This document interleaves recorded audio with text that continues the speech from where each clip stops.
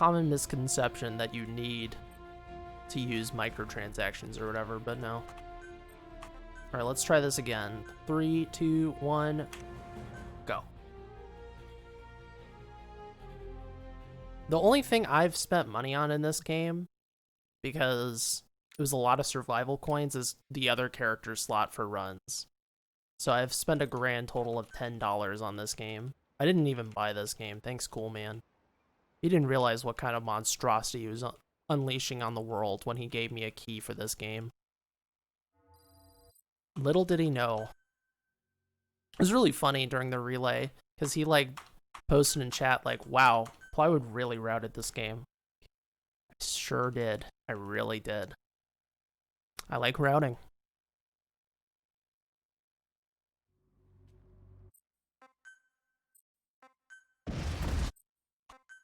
This is a chill run. Like, there are things that are annoying about this run, because there's some janky stuff to this game.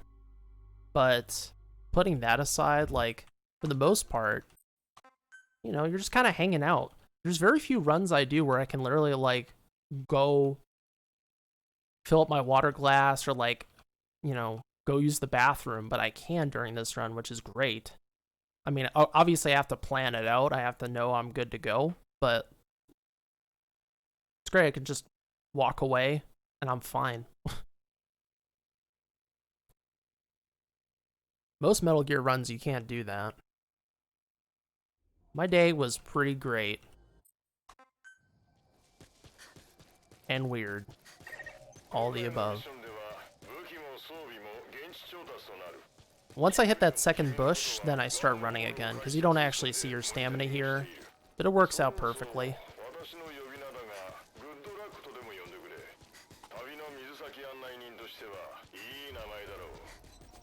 Your life is low.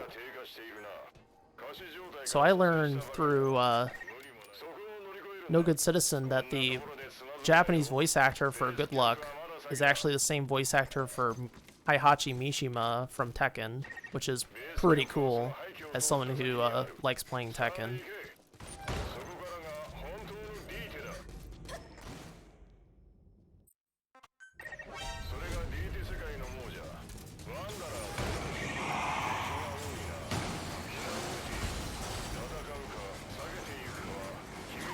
Dive up the stairs a little bit faster. I'll try to go through the same steps of explaining this stuff, but you weren't here before.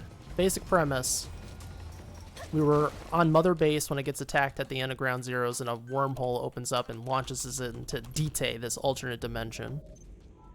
So that's where we're at. We're trying to survive and make our way back home. Try to use the wormhole technology to our advantage. We're hoping for a crit here. Didn't happen though. That way the door opens a little bit faster. Avoid all unnecessary combat.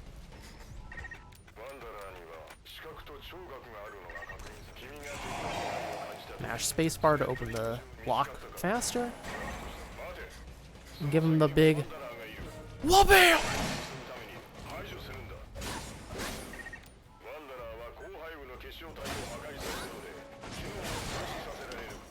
That's unfortunate. Sometimes that guy will hit me and stun lock me and I can't hit the door again, which is really annoying. That's like the place where I really want to crit, because the alternative really sucks.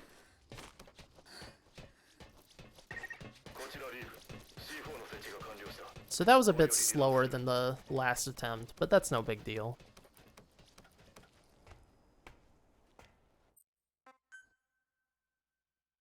Yeah, all the Fox Engine games have some jank, but the jank that I'm referring to with this run is stuff. There are some pitfalls when you're doing this run with your menuing, because if you do certain actions in a certain order, things could just disappear from your inventory. It actually happened to me last night, which was really annoying. So you got to be really careful about that stuff, because next thing you know, it's like, where did my stuff go? So the menuing I do in the first chapter seems kind of weird. Like, why do I set up my loadout before equipping my food? Like, the menuing seems like I should do my food first, then my equipment. But if you do that, when you apply your loadout, you might, it's a bit late. You might lose your food. Like, it'll just disappear from your inventory. It really sucks. So that jank is pretty dang annoying.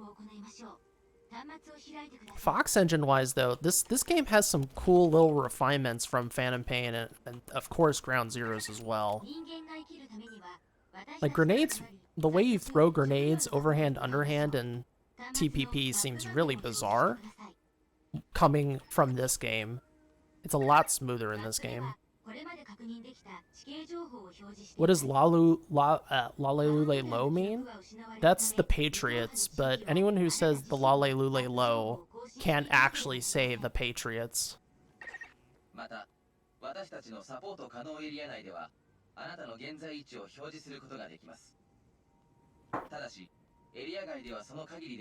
Yeah, it's just a button. You just press underhand, overhand, and you go. So it's a lot smoother. I don't know what the deal is in TPP. I'd have to ask Metza. I think it involves some calculus. I'm not sure, but it's a little bit trickier, certainly. Let's get back to finding food and water, shall we? Did you find your food and water for today, folks? You just chuck it and pray. Yikes. Yeah, that's not fun. This game, it's like, press a button, underhand, overhand. Great. So, load out first.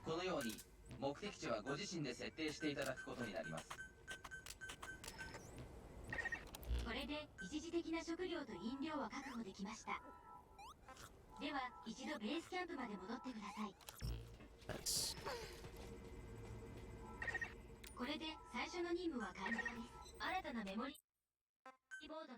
Very nice.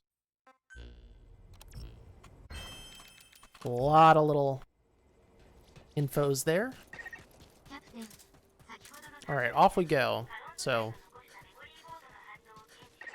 Chapter 2, we use a warning shot strat so we can retrieve the memory board without getting caught. If you're still in an alert phase, you can't actually interact with memory boards. So stealth is pretty key. Now this is not going to look stealthy, but basically it's kind of like a see no evil, hear no evil kind of thing. They can't see me and they can't hear me, then we're fine. So even though these dudes definitely know I'm around, they kind of lose track of me because I'm running so fast.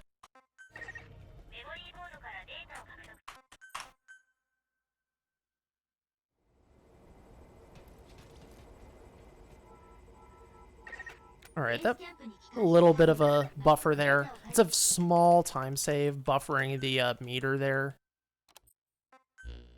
If you were like a TAS, you would buffer it perfectly so that the tutorial would happen just like at 95, 99% or whatever, but I'm not a TAS. There's like I wait a few seconds and then do the meter. So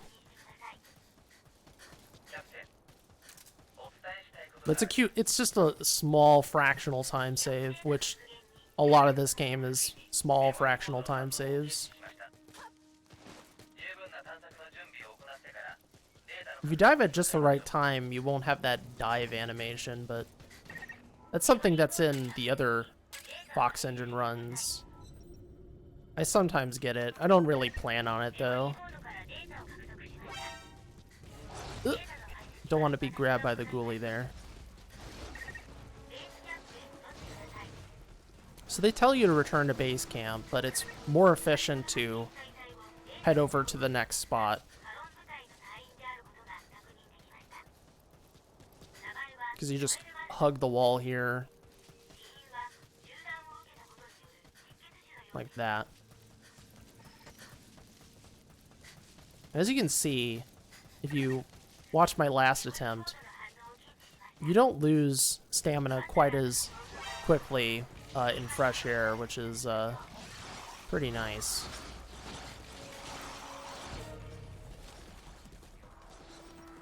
It's again, you can barely see the bandana. It's just like coming out of her hair. It looks pretty funny. Again, walking.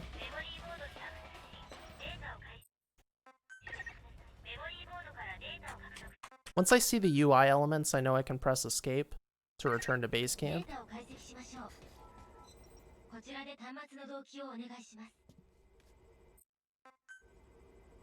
Yeah, it's very subtle. Looks like I just have some pigtails or something. We wait again.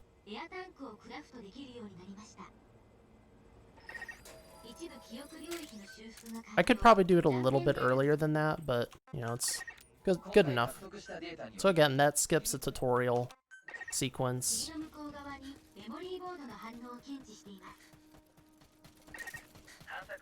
That's why I'm gonna save so much time on this split. Along with returning to base camp on the transporter, because I didn't know about that until NoGoodCitizen did it when he started running this game, so huge shoutouts to NoGoodCitizen. I wouldn't have been running this game again if he didn't come along. I basically had very little interest returning to this game until someone else came back, or came to it. And, you know, the nice thing is when someone jumps into a game and they kind of just do their own thing, they can actually find stuff, especially if, you know, it's a really small community. So, which is definitely the case with this game, you know, only a few people have run it. That's what makes it exciting from a routing perspective, that, you know, it's really just you know, doing your thing. So that was a pretty good stamina management there. Does anyone in MGSR play this casually? Well, I mean, it's a speedrunning community, but there are a few that do play this game casually. Bad Humans plays this casually on PS4. I've only played this game as much as I have because I speedrun it. If I only played it casually, I would have had, I don't know, like 15 hours on this game and it would have stopped.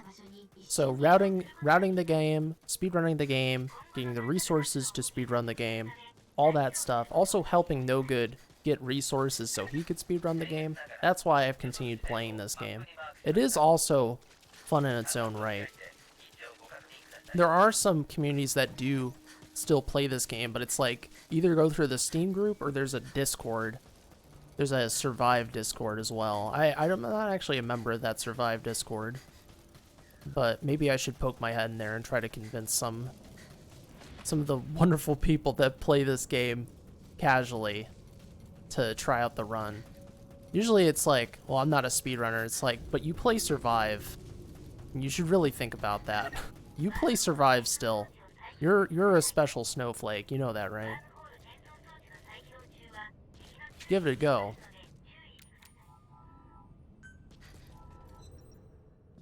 Anywho. First defense, once again. Have I heard about the marathon? I don't know what the marathon is, so no.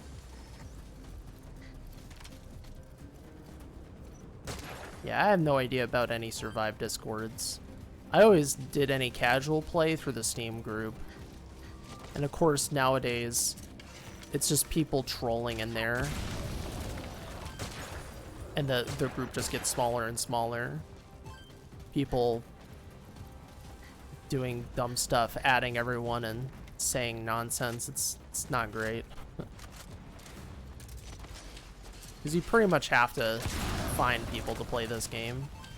You can't use matchmaking. That will fail if you use matchmaking.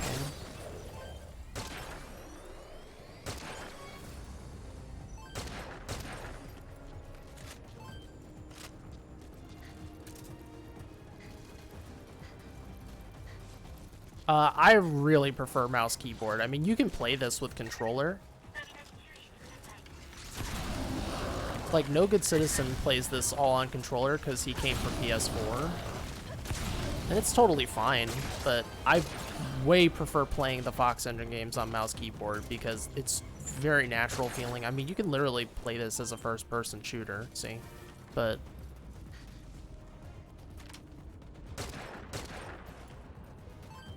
even if you're a controller player, a pad player, you still want to use the keyboard for the very start of the run when you're inputting your name.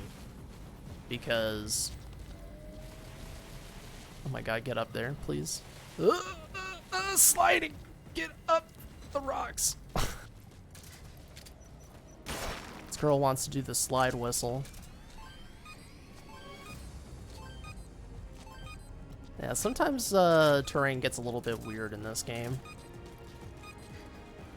Just a tad.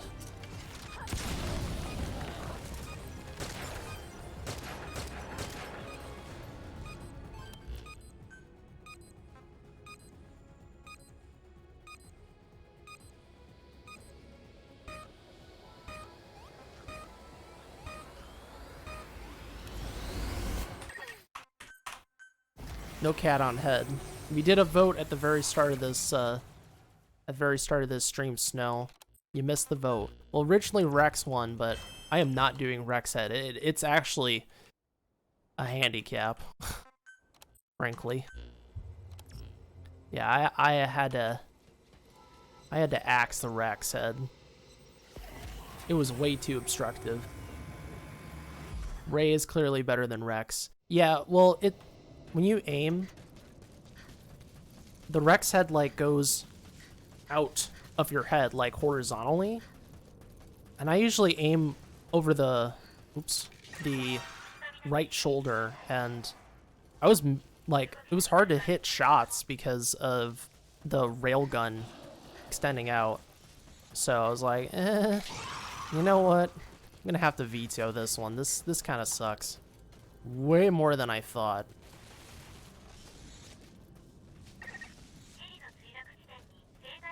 Alright, another warning shot strat as we rescue our first POW. Approach with caution. Will do. Really nice dive right there. The animation cancel. And they're all over to that left side. Very nice.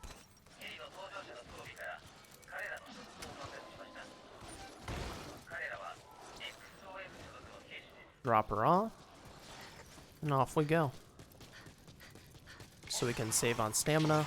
Really important you try to avoid the wanderers that are on the ground, because those guys, they grab your ankles, and as you can guess, getting your ankles grabbed in a speedrun is really bad. It tends to just lose, like, you lose like 5 seconds whenever that happens, and no one got time for that, so...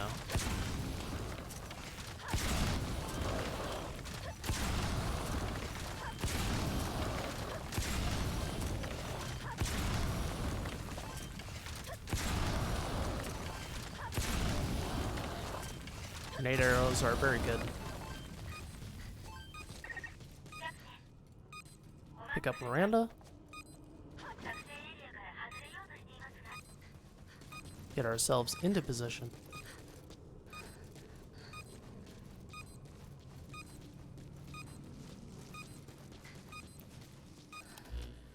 So, I use the audio cue here. The 5 seconds, that's when I eat. That gives me enough time to eat all my food and get ready. It's just nice that they have that audio cue because you can just work off of that.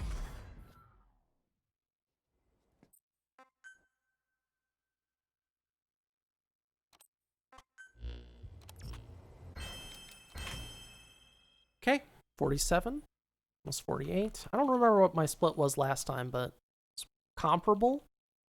I don't know if I saved more time this time, but that was good. Yeah, big gains over my old run because of that tutorial skip. It's really huge. Also, returning to base camp on the transporter.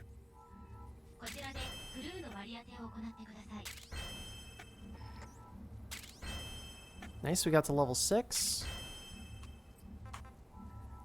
Let's upgrade our dexterity so we can run faster, and our endurance so we can run for longer.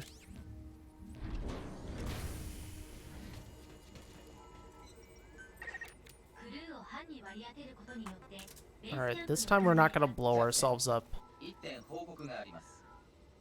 Whew, we are not blowing ourselves up this time. That was a big, big no-no. Big no-no.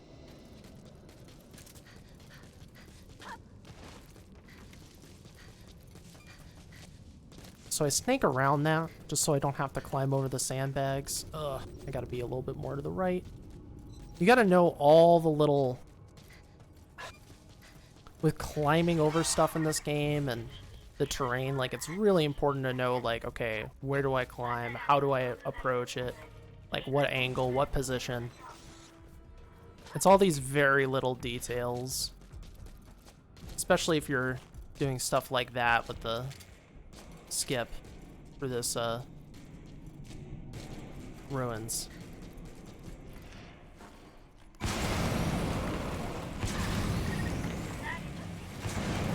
Ooh, I did it. Alright, that was a strategy that Metza cooked up, actually. You use the bomber to blow up the door with the last explosion. So I use 2C4 and then dive through the explosion, which avoids the stun lock animation. That is an amazing strat. I love it. It's so cool looking. And shoutouts to Metza for cooking that one up. That is something to clip. I haven't actually gotten that in a while because usually it my timing's off or the bomber doesn't actually blow up the door. Ooh, that was good. Now we got a run going, folks. Now we got a run going. So you're gonna notice a Jeep here. We're gonna be using that later. You know, it's a one-use thing. For this chapter, it's better to just run on foot because we get more gain using that Jeep later on. So it used to be that we would use the Jeep here, but it's better not to. Gotta be very careful about that wanderer on the ground. I don't want to get my ankles grabbed. Be a bad scene, folks. Bad scene. So we're picking up the wormhole digger. This is what's going to help us get back home.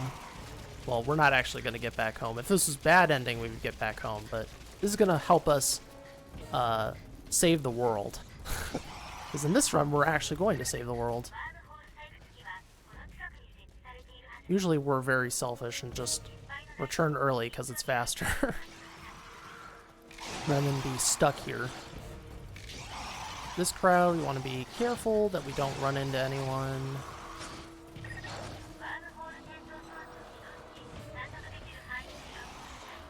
You need to be at just the right position for this thing.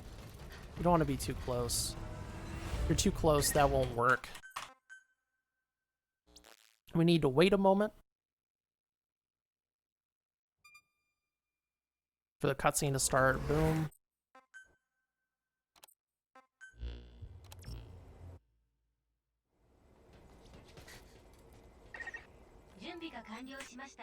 All right. We're flying along.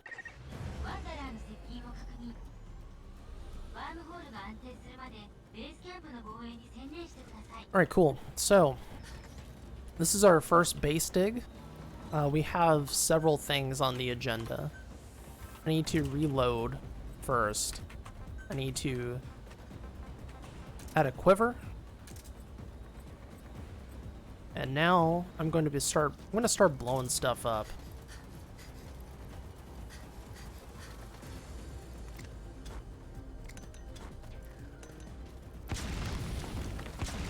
Now, the reason I'm blowing stuff up is because later on I need to build a structure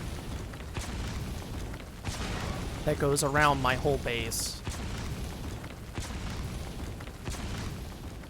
But in order to do that, I need to destroy some stuff. So By breaking some stuff now, it'll save me later on from breaking it. So it's something I get to do while I'm defending my base. So even though I can't save time during this defense, I am saving time later on by doing what I'm doing during this defense. Makes sense? Do I like listening to like Metal Gear music? Oh yeah, Metal Gear music's pretty good overall. Like actually the soundtrack in this game is pretty good. I think it's a better soundtrack than Phantom Pain, frankly. I'm talking like, when I say that, I'm talking about the music that was made for Phantom Pain, not like Take On Me and all the 80s music that's in the game. I don't really count that because it's like, man, this is a really good licensed soundtrack, which is not really something I say with Metal Gear. You know, I don't come to Metal Gear games for the licensed music. I come for it for the actually original songs. So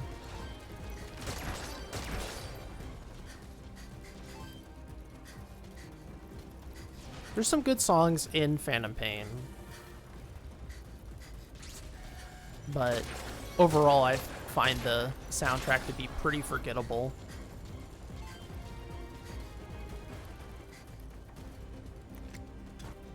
So yeah, we're going to be breaking these structures. Very resource intensive throwing all these grenades, so you need a steady supply of grenades to do all this. I'm also going to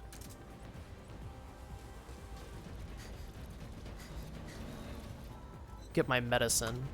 So I don't need this stuff. That's fine. What is it?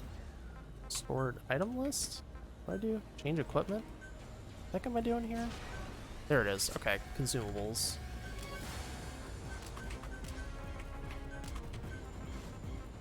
So we want revival pills.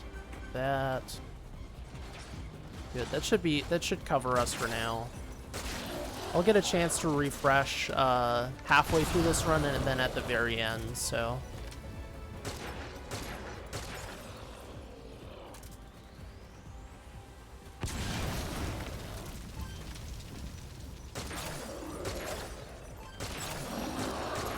You can see my gun does some pretty great work.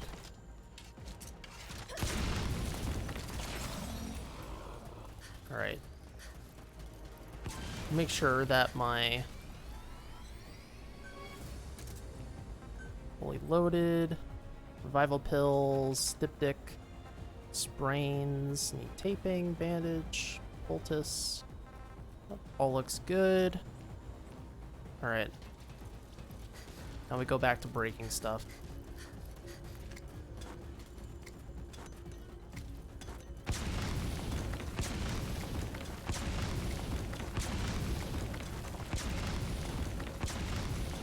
Should be nearly dead.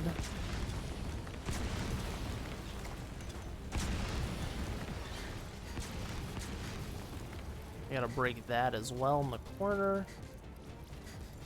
You love her hair. Good, because it's the default. You know, the male default is just some baldy. Just some baldy. I didn't learn until later on that I could even set up for the femme. I thought before that I'd have to always be male, but you can set up female while you're setting up the load trick, so I was like, oh, great. That's nice, you know.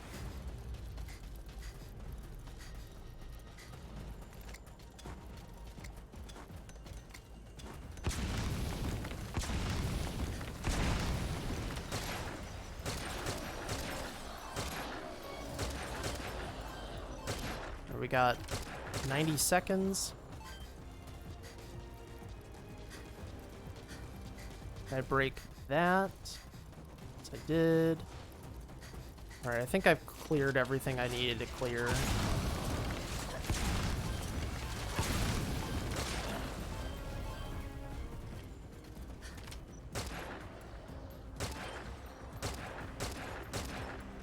Got a minute left.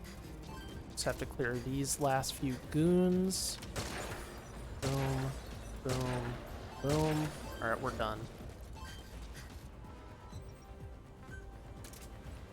I want to repair.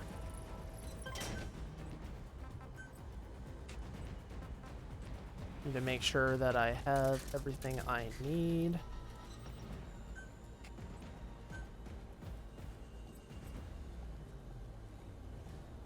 Oh right, I want these. Very important. Alright, cool. Yeah, I need these machine guns for later on.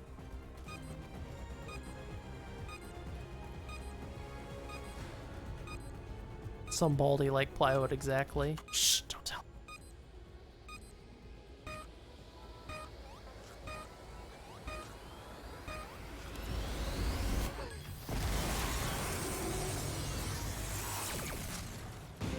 And that's the base dig. Oh, come on. Ugh. Hate when I'm too jumpy.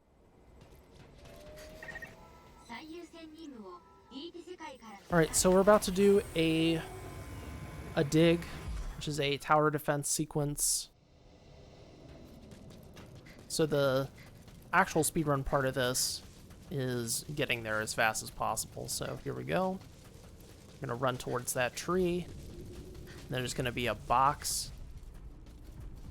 You always want to try to find these little visual cues so you don't get lost, because it's very easy to get lost in this game. We basically follow this line. Just follow the rock line. This. Try to make sure I'm not running into a wanderer in the water or something like that. Oh god, I was walking way too long. Hopefully not too long. I was like spacing it out there for a moment there. This is one of my least favorite lines. I always seem to get lost.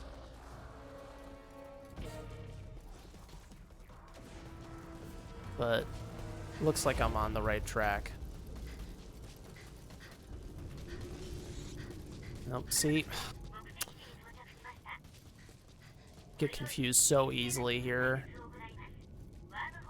It's annoying. I always screw up this line.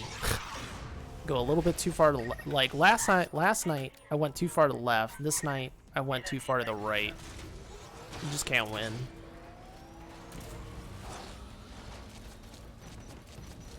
Yeah, I have some hair growing. Oh, crapola.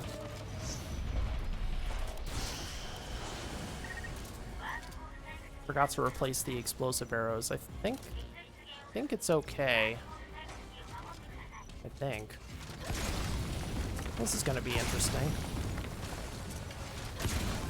I have a heavy arrow quiver, which has arrows in it, so I think once... Oh my gosh. I'm pretty sure you can replace it, right? If not, I'm gonna have to take a quick pit stop, it's fine.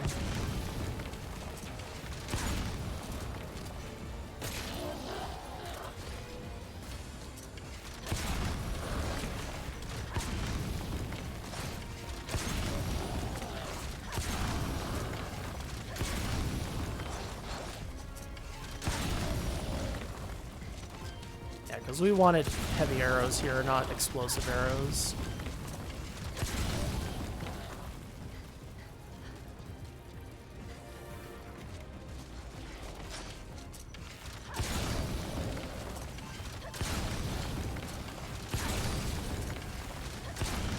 Not, I'm being super wasteful.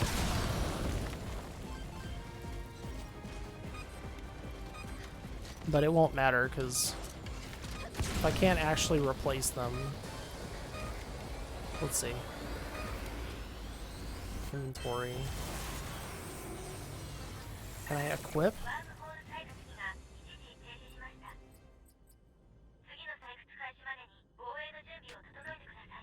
Status?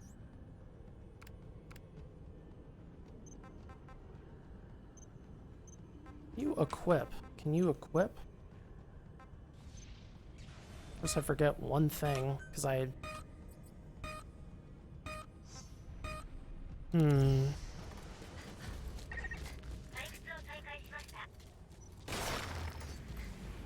I don't know. We'll see what happens. If not, I'm just gonna have to take like a quick pit stop after this chapter is complete and swap those out.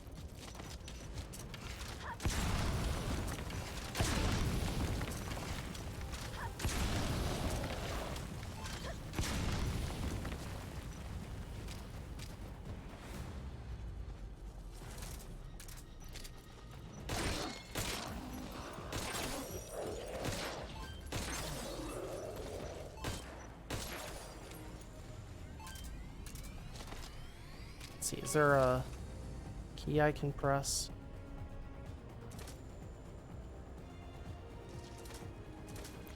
That's fence.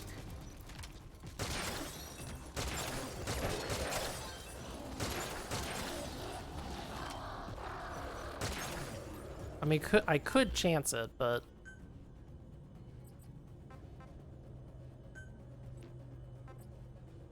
it's kind of goofy. Like, there has to be a way to do this, right?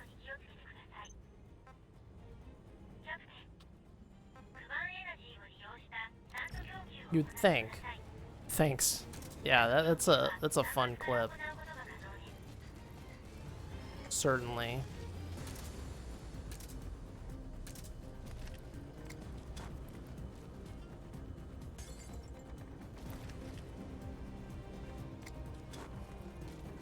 The O2.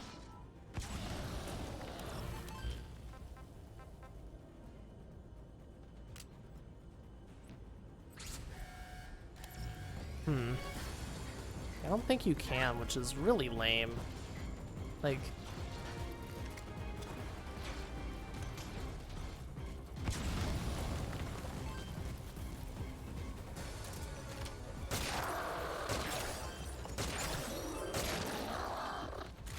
maybe if I was super efficient with everything, maybe I could cut it, but it seems a bit risky.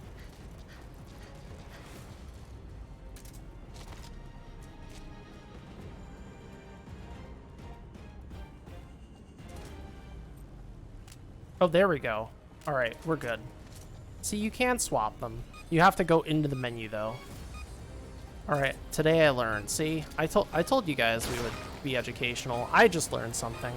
Like, there has to be a way to, like, swap out your ammo, and you can. Cool. All right, we're not going to lose any time. It's not like I actually need 90 arrows anyways, so... Yeah, write that down. Write that down. Write that down, too. You taking notes, class? I'm teaching you how to survive. We're real deal survivors out here. I was like, well, maybe if I hold it. I was like, dang, I'm good. Damn, I'm good. Thank you, Dash. Crisis averted, everyone. We are not going to lose 10 seconds. Remember to whisper into the mic. Am I clipping?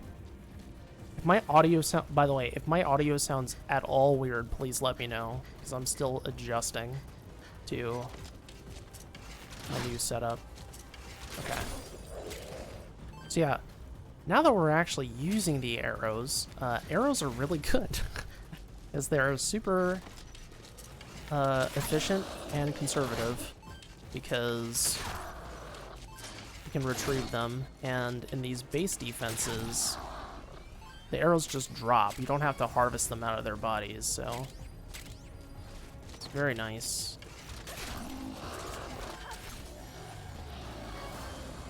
But I did lose 30 arrows, so I gotta be aware of that.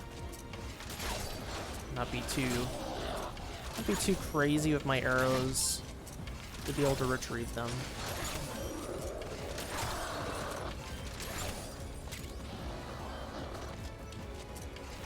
So even though these wanderers look pretty stupid, you still want to be very cautious when we're around them. They can launch at you pretty fast and with quite a range. So even though I have really good gear and, you know, I'm really prepared and all that, it doesn't really matter because, oh, I picked up rubber. I don't want rubber. You don't want to take unnecessary risks with these enemies. Especially if you play this game casually, you'll know exactly what I'm talking about. Like, you can get stun locked and die very quickly against a Wanderer. So, and if you're in a crowd of them and they start wailing on you, you're at very high risk. So, that is why the bow and arrow is so good. Like, you can use melee weapons, and they can be good, but bow and arrow allows us to maintain our social distance. Boosh. Here's a good little trick. Punch them. Go to their back, backstab. Also very conservative. It's a slow attack. It's the only problem with that, but putting that aside, it's actually quite good. Ooh, arrows.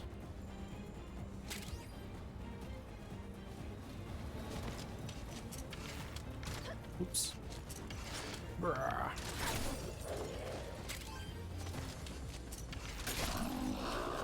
Most Wanderers, you can just hit them in the chest, but if they're a high-level Wanderer, you really want to do headshots.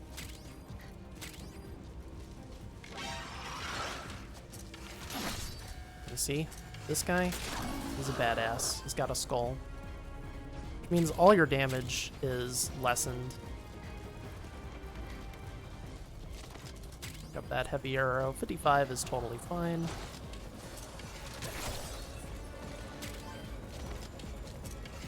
Alright, we are done. I'm gonna go stand far away. They can't take out the digger. We need to level up after this.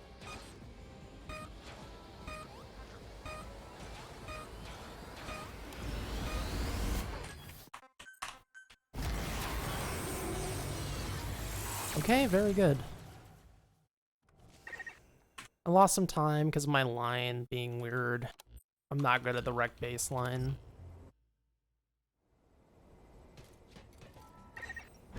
It's time to level up. This is a very important level up, because we're going to be doing a lot of running around the next few chapters, so getting this dexterity endurance boost is very key. And this set of chapters are the chapters we're most likely to get killed on, so being as high level as possible means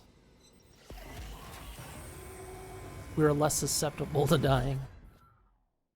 So, very important you start running the moment that you get here, because you can't run when Reeve starts talking to you, so you'll be stuck in a walk cycle. Otherwise, you're going to lose a few seconds. Alright, so this is when we're going to actually use the Jeep. And off in the distance is the antagonist of this game, the Lord of Dust.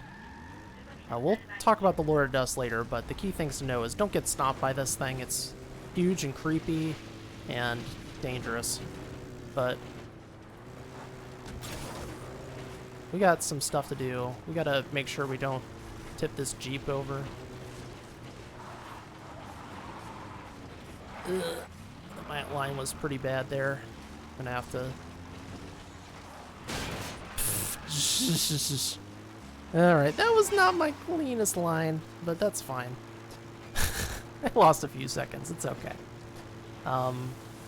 This Jeep is... It's really easy to break this Jeep, and it controls really poorly. And once again, it's quite easy to get lost in the dust. Big puppy. But thankfully, as that thing breaks, we're taking a walker gear. And we're gonna make our second rescue of the game. It is a child named Chris, who's actually a very key component of this plot. You rescue him. He's like, oh, here's this kid that's just hanging out in the dust. Oh, rather in Dite. This is very strange.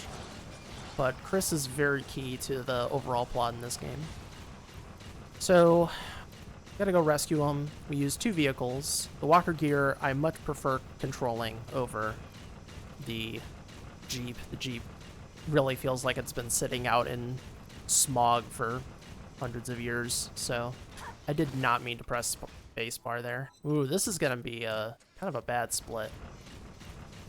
That was not a fat finger, it was the palm, fat palm. I fat palmed my spacebar. So that just lost me about 4 seconds. But it's okay. I really wish you could use the walker gear to take the child, but you can't. Alright, let's make sure not to break our legs here. Nice. And then we go at a certain angle, boom. We climb that rock. You can't, like, lift yourself while climbing someone, so you can't, like, climb over a ledge. But if you take a certain angle at that little rock there, I ain't talking about Arkansas, you will be able to cut through, and that actually cuts about 2 seconds over going the other way. Plus, if you go the other way, you might get grabbed by a ghoulie, which I don't want. I don't want that happening, so.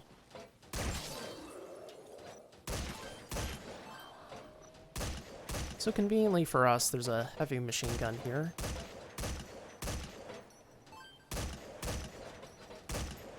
And take out these watchers eventually. I missed one.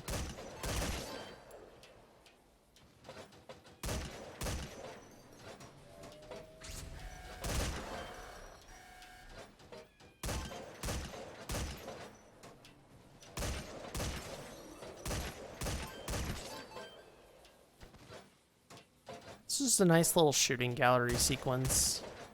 It's nice that they give this to you because I don't have to use resources. And this machine gun does some pretty quality work.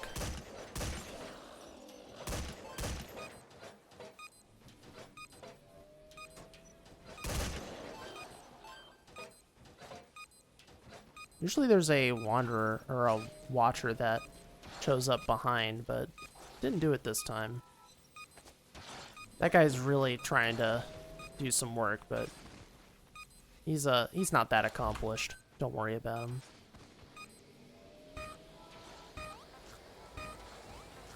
Alright, not my best work with this chapter, but we got through it.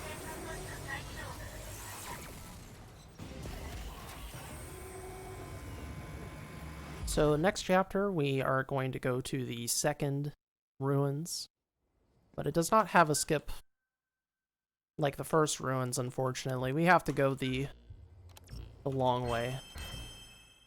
Still save time, but I would say there's probably like 8 seconds of time save on the table there. Ruins 2 is really tricky. We're going to be doing some hardcore parkour and platform from a few spots when we get into the depths of the ruins. There's a spider pit, and we want to jump over the spider pit, not into the spider pit, because, fun fact, getting bit by spiders is not good for your health. They actually will poison you. It is terrifying. I mean, there's like 50 spiders. It's designed to be very scary, so we want to avoid that. We have to go get a memory board and some wheelchair parts because Chris is not able to walk, so we want to get him a wheelchair. Sometimes the Lord of Dust shows up here, which is not good. Hopefully he doesn't. Okay, he didn't. Very good. If the Lord of Dust shows up here, I have to dive at just the right time to avoid getting stomped. And if you get stomped, like, directly, you'll just die. If it's close to you, you'll lose a lot of HP, so... Alright, so this is another Reeve talking point, so important I start running. Ooh, I almost got grabbed. That would have been really annoying. Don't want to get grabbed here. Nice. So grab the wheelchair parts, very important. Can't forget those, and here we go, the spider pit.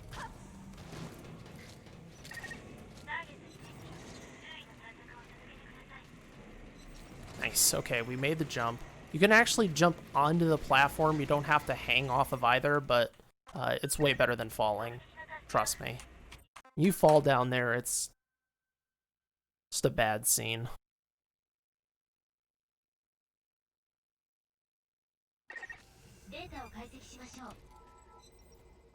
So we gotta build a tent here. That's why it's Ruins 2 and tent. I need to go over to the builder. Oops.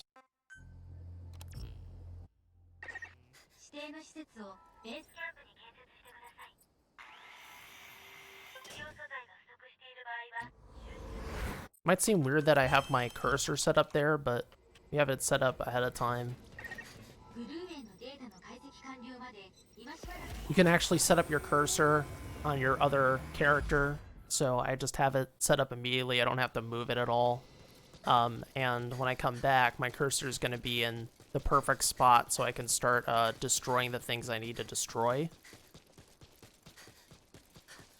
So, but we're going to get there after a little bit. So next up is Nicholas. This is by far the scariest part of the whole run. Not only is this the longest stretch of running in the entire game, but the rescue for Nicholas is designed to be barely possible with how we do it. So there's going to be a massive amount of wanderers by a transporter that we're going to use. We want to use this transporter because it's right there, it's very quick, it's efficient, but there's like a pile of wanderers in the way that we have to avoid. And if we get hit at all running up to this transporter, it's a fail, basically, because we're going to drop Nicholas and we're going to get surrounded, and that's it. So that's part one. Part two is defending the transporter, and you're going to be dealing with a bunch of high-level wanderers, like level 20, and I'm level 11, and we're dealing with level 20 wanderers. It doesn't matter that I have really good gear. If I get hit by these things, I get hit like 5 times, I'm dead. And that's not unrealistic if you get surrounded. So also, there's a very nasty soft lock or hard lock that can happen if you blow up too many wanderers at once. So yeah, there's a lot of weird things that can happen on this part. We're going to be using a fence to climb over a rock so we can cut through and go into the fresh air area rather than in this dust. Come on, climb. Okay, good. Should work. So this cuts out going around the rock. And I'm probably going to be quiet here while we do this line because this is really scary. I need to pay attention to how the crowd looks so I can move appropriately. Otherwise, we're going to lose like 3 minutes here.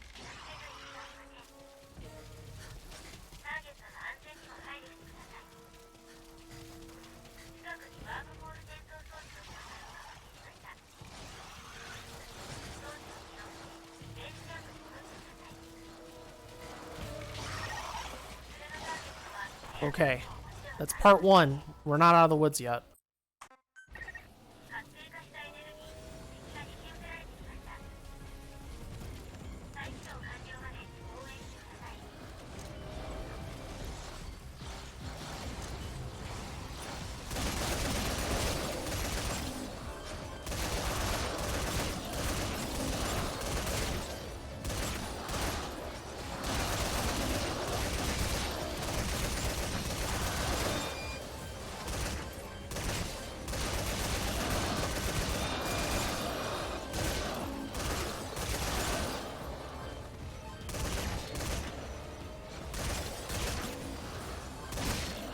Alright, that went really well. Really, really well.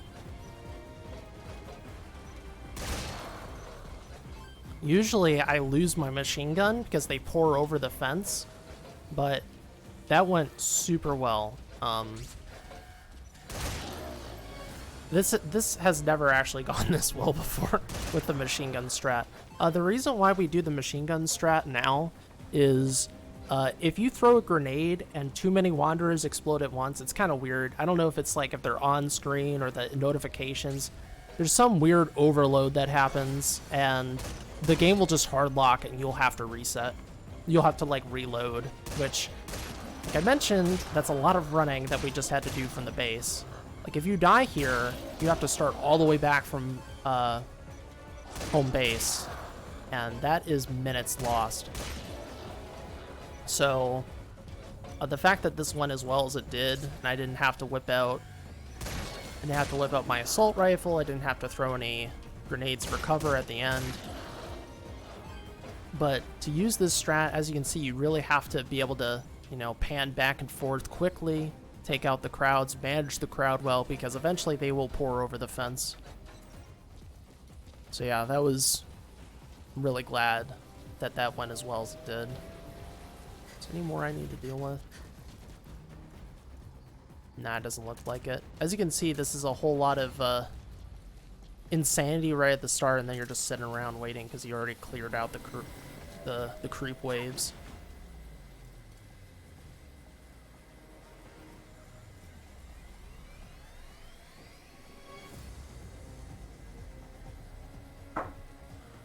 Yeah, thankfully they will just run in a straight line.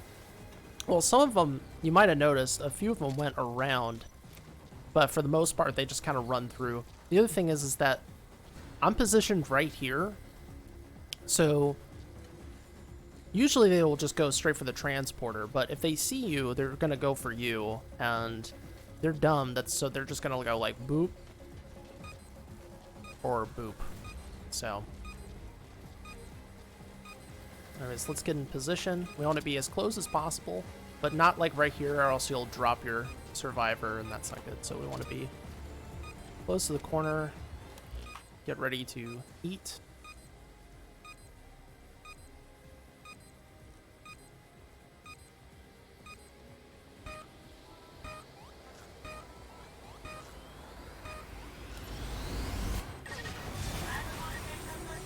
So that chapter went really well. Really, really well. Very happy with the line went pretty well, and there's like one point where I was a little bit scared when I was climbing the hill, but it worked out fine.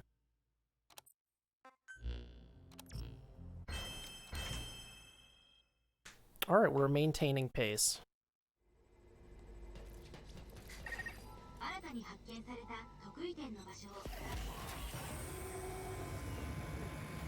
I'll take it.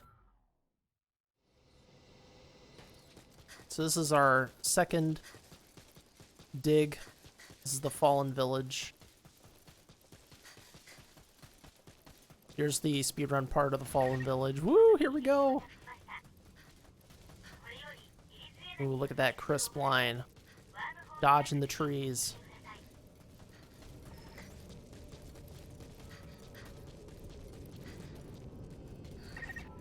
Boom. Digger. Baboosh. We did it.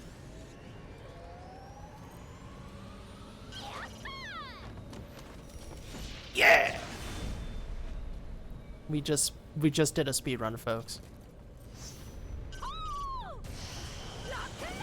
Rock and roll!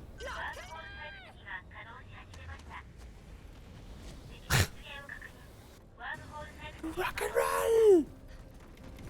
So yeah, now we're chilling. Y'all folks got questions for me? This is a good time to do it. I'll talk a little bit about the story a little bit. We'll have some fun with these wanderers.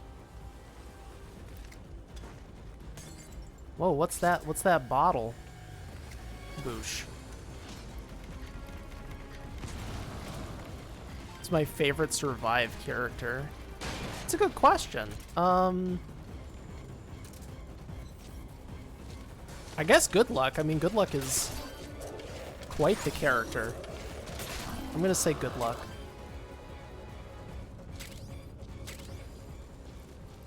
Good Luck, the strange disembodied voice you heard at the start of this run,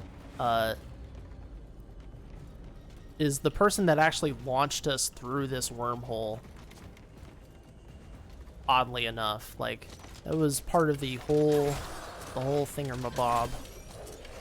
We are here on a mission. Mission through space and time.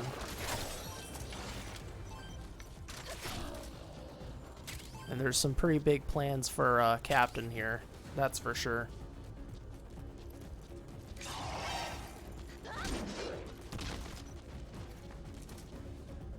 Yeah, what are you gonna do about it? And this high-level bomber needs 2 backstabs. That's like the worst feeling, like, oh, I just got stabbed in the back, but I'm not quite dead yet. Let me try to get up again, and the person that backstabbed you is literally just standing right behind you, waiting for you to stand up. What are you gonna do?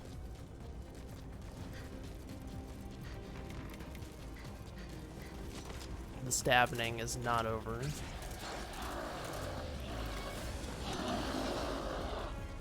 Just bait him into the explosion.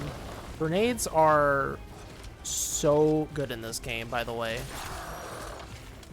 Which is pretty common in the Metal Gear games, but oh my gosh, are grenades so good in this game.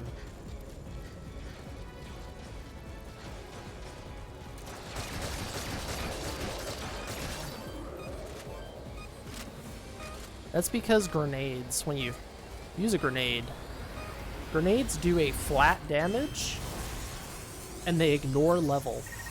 So if I'm level, even if I'm level 1, like let's say I decided to stay level 1 throughout this whole run, like I did like a low percent thing, which would be stupid, but if I threw a grenade, the damage dealt by the grenade will be static, so it'll just kill all these wanderers.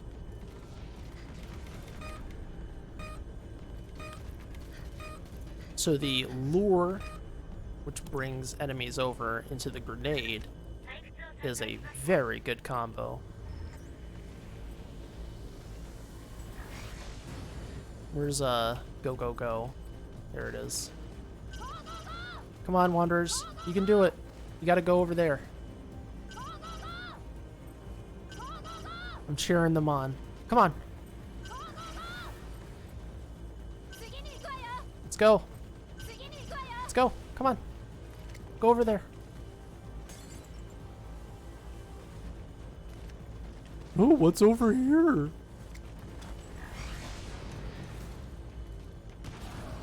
Aw. So bombers specifically, if you kill them or punch them enough, they'll explode, but if you backstab them, they will not explode. Even if you, like, let's say you shot them to death or something, you can go to their back and stop them from exploding by backstabbing. So there's a little tip for you. A copper. We're currently 1 minute ahead. Hopefully even more later on.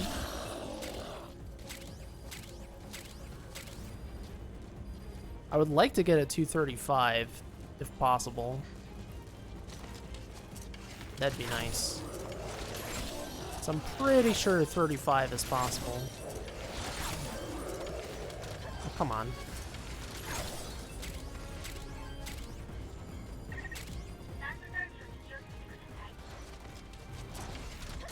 And I gotta mention as well, while we're hanging out here, if you're not aware where you're at twitch.tv/Metal Gear Speedrunners. I see a lot of familiar faces, but if you're new here, welcome. There's a variety of people who stream on this channel. We actually have several people on our stream team. This is actually the completion of the first week of the stream team. I didn't actually play last week because of personal reasons, but I'm here for this week. Tomorrow will be the second broadcast for D-Limes. I believe he's doing more MGS2. Actually, no. Tomorrow is not D-Limes, excuse me, because tomorrow, Lions, myself, and Apache will be commentating on the Games Done Quick channel. So check that out, because you'll be doing a European Extreme Run for Time Capsule, which is a show on the GDQ channel. But throughout the week, you'll see various runners doing various things. Yesterday was Sparty. He was making a community save file for MGS4, which is really nice. And see, Wednesday afternoon is Apache, and Thursday is the start of the Very Easy League for MGS2, which I'm participating in. I will be playing against Joseph Joestar. I really got to derust that game, by the way. They threw me into the stream the first week. I'm like, y'all just want me to be embarrassed. Is that what it is? Is that what this is? Yeah, it's the VE League will be going on for the next couple of months. There are 12 people participating, so it's going to be a cool time.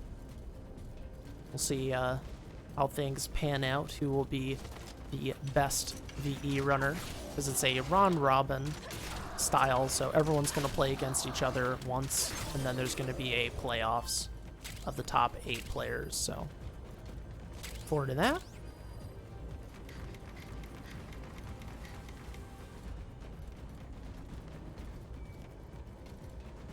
Currently, this channel is not affiliated, but will be in the future. We would love to see this channel get partnered as well, and directly support our efforts in terms of exposing Metal Gear speedrunning, getting people to events when live events happen again, that is, and buying equipment for actual live events. Because we got some things we'd like to do in the future. An actual live MGSR event.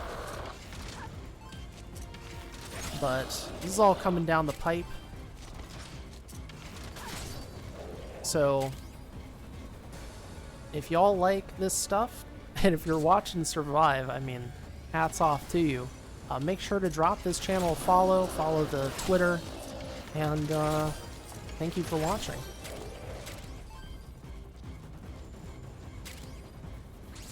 We're nearly done here. Just have another 2 minutes. Wait until all these enemies drop. Very good trick. Make them drop by noticing you, and then just clean them up as they fall.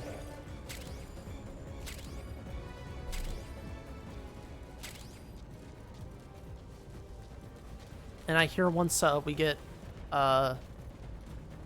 3,000 followers on this channel, Copper is going to do an Acid 2 run.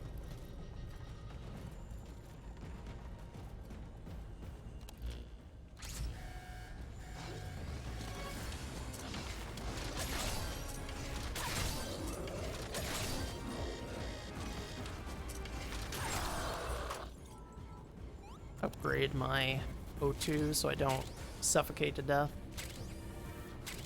The schedule is down there. There's no like actual public link outside of the panel down below, so just click that.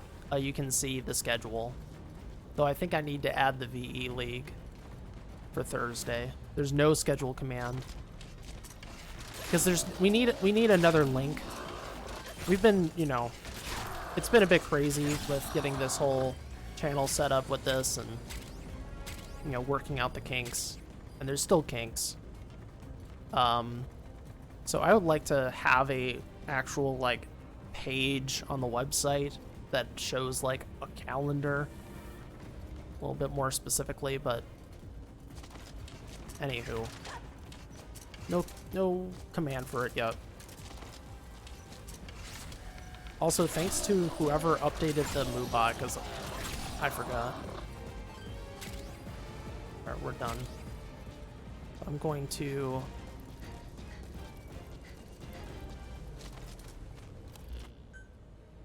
drink some soup.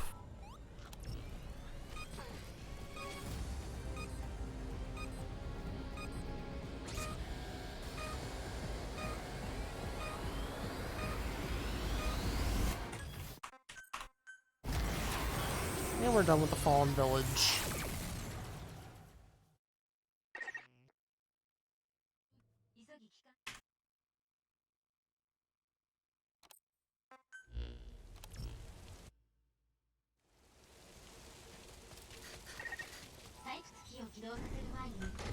Upgrade first. Usually I don't, but I guess we will this time.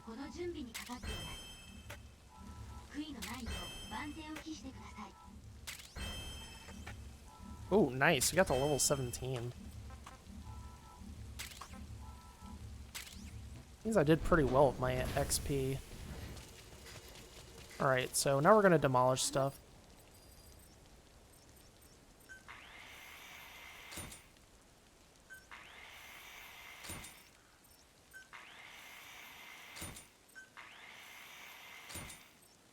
Ugh. So I actually switched a controller here. The cursor moves faster when you use controllers, so I actually use both keyboard and controller for this run because of that. This little dialogue here is also slightly faster in Japanese. So there's 2 chapters where you save time with the Japanese voice acting.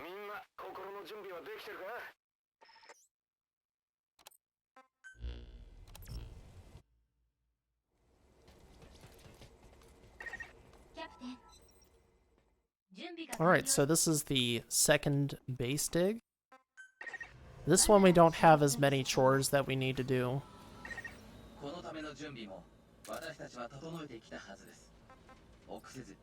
I am going to change that out. And I need gadget sling and, oops, primary weapon holder. I'm gonna add this shotgun. I'm gonna add overpressure rounds. Then we add the iron watchtower. And what's the other thing? Actually, it doesn't really matter what I add for the second one. Alright, what's up, everybody? Hello. I don't think I actually got injured at all, so I don't think I need to replace anything. But I think I'll add a second pill if I don't have 2 pills. Usually I would just keep the 1, but in case I die during the second part of this run, Africa, and then I die when I do the very start of the final chapter, I want to be able to have 2 pills on hand. The revival pills basically stop me from having to restart from checkpoint. You just respawn where you're at, which is pretty nice. Not gonna lie.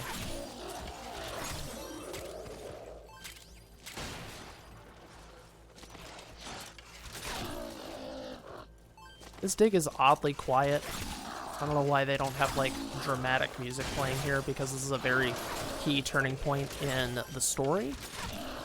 Because this dig, we think we're actually going to be digging back home. Like this is going to be like the end of the story, but we end up digging to a different part of Dite instead of home. So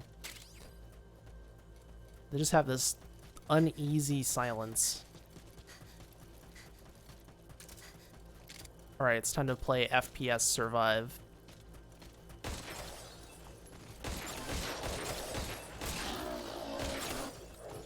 Little did you know, this is actually Doom Eternal.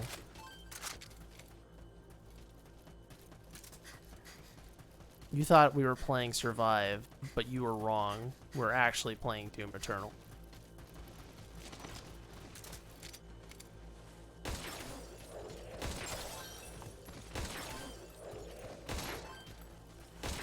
I just need my grappling hook and my dashes.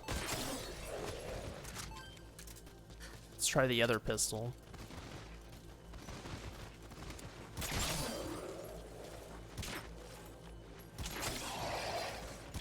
Oh no.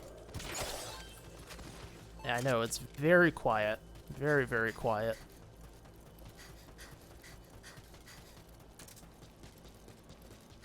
Alright, we have...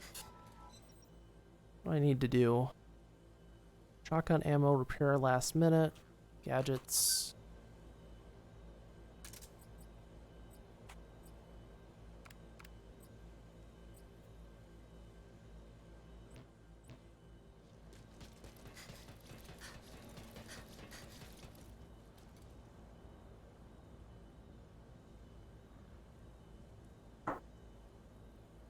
Okay. There might be a time later on that I will be stepping away during the run to go use the bathroom or fill up my glass of water, so just to let everyone know ahead of time. But the game will still be ticking and going, so... Yep, I have 2 revival pills, 2 of everything.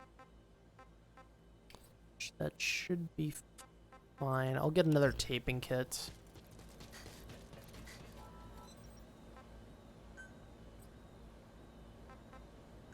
Sprains are by far the worst thing because you can't move at all. You'll limp around and it's really, really bad. It's by far the worst status effect in the game. Poison's pretty bad too because you'll just slowly die, but the sprain for the speedrun is super bad. Well, that guy turned... They're turning around. That's so interesting. It took them a while to. Alright, so I gotta repair pretty soon. And using the lure grenade combo. Just wait a moment. And boom.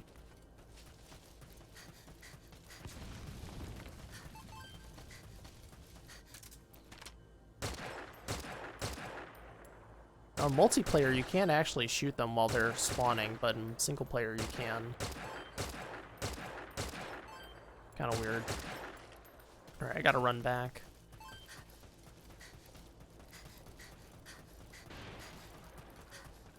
So I need to reload my ammo.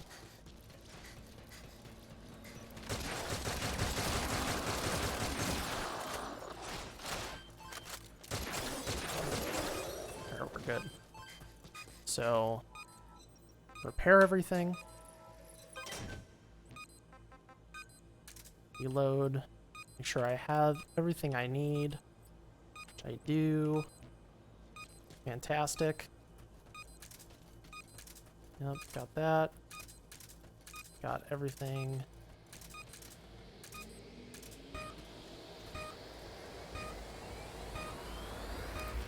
Once the explosion happens, go for it.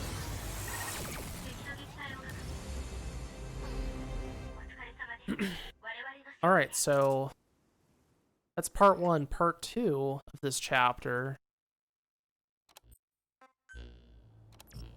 We now need to climb up the remnants of Mother Base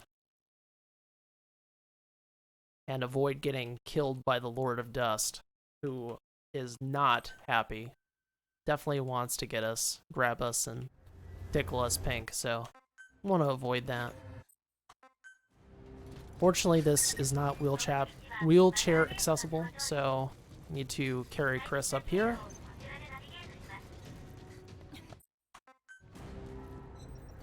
So this is such a troll right up here. The game's like, you need to move. Hurry, hurry. Now is the time, continue ahead. But if you do, you die. Amazing. Hurry, hurry. This game likes to troll you. In more ways than one.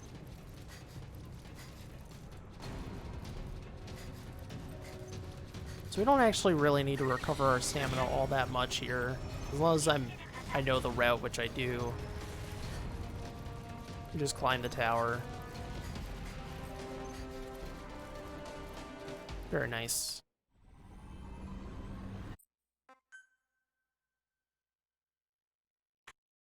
Alright, we saved a few seconds. think it was because of the cursor movement. So we are over a minute ahead, but can't get easy now, folks, because the first 2 chapters of Africa are some doozies, and we do not want to fail these. Failing these is going to cost a lot of time.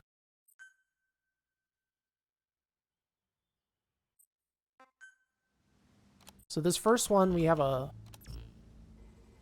memory board we need to pick up, and it is extremely important that we do this stealthily. The problem is wanderer positions are not set, so even though I'm going to be using a lure bottle to avoid getting caught, things can go wrong. We hopefully won't have things go wrong too badly here. There's an enemy called the Grabber. We don't want to be grabbed, so we shoot it. And here we go, so.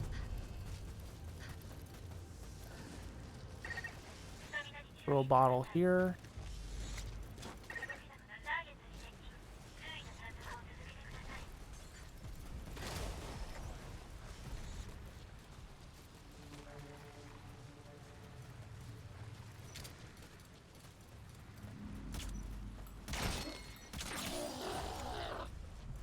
That guy was in the way, so I needed to take him out.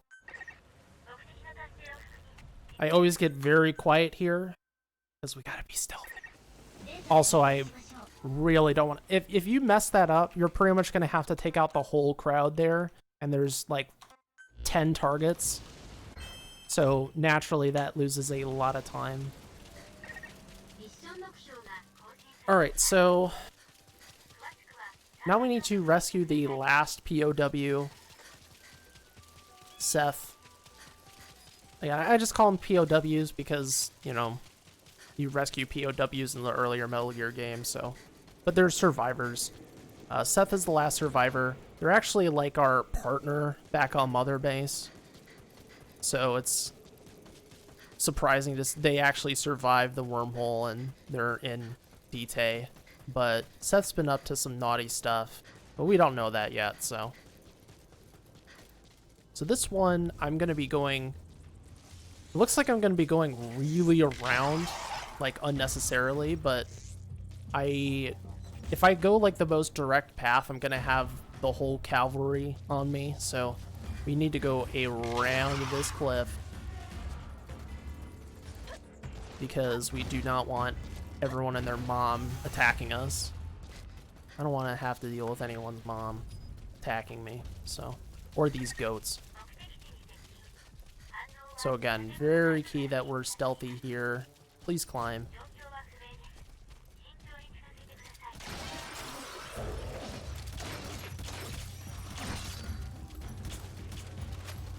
I hope those guys... Alright, we're good. I could have just ran for it and believe. Alright. Thankfully, we got the door open. It's all good.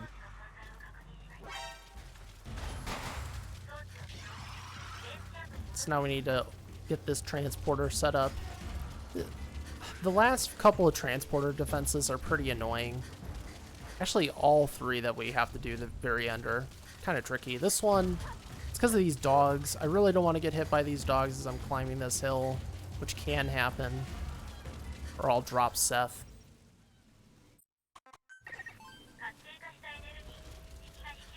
The dog is just a real pain. They can cause you to bleed, and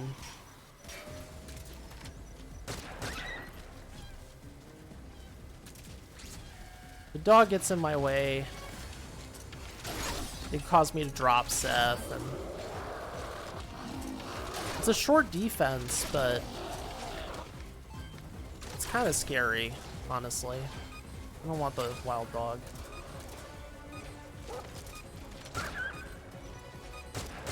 And the dogs are so dangerous, they'll kill the wanderers in one hit. That's how strong these things are. Alright.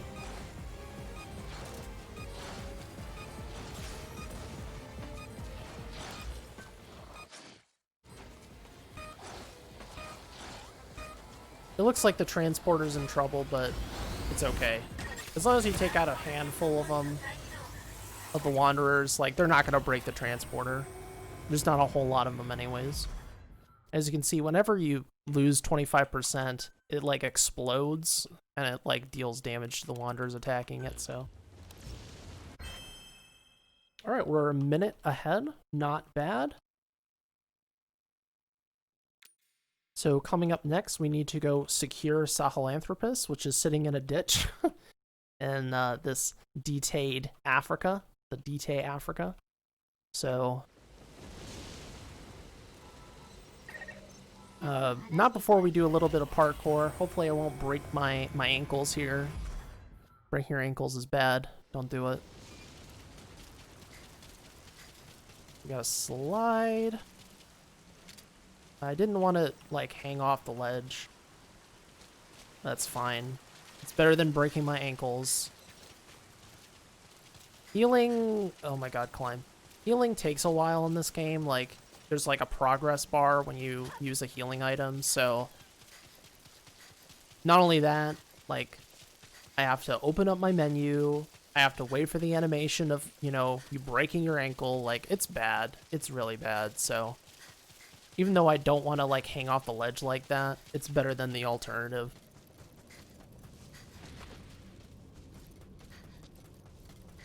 Alright, so if you're playing casually, Africa's probably going to freak you out, especially if you don't notice this walker gear, because getting to Sahelanthropus is not for the faint of heart. There is a huge amount of enemies in the way, some of which we've not really seen before. So that enemy right there, I think they're called, oh yeah, trackers. I was about to say searchers. No, they're trackers. And then there's mortars. That guy, that big burly dude. They launch mortar shells, and they also they have pretty high defense, and they can shoot you from afar. They're pretty annoying. So going through this area without the walker gear is pretty bad. Right there, I'm just cutting through that little depot area. Wow, he actually hit me while I was... That was interesting. I didn't even know they could do that. I think he hit me from just the right angle, and it clipped me. Their farm attack is just, like, jumping at you, kind of like hunters in Left 4 Dead. So I guess if they hit you from the right angle, they'll hit you while you're on the walker gear. Thankfully, it's not that hard of a hit. It would have been really annoying if it knocked me off. So yeah, as you can see, this walker gear, pretty key. They basically can do nothing when I'm on this thing.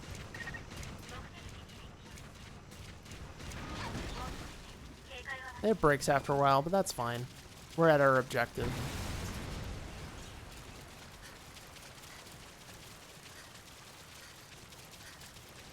So here's Sahelanthropus.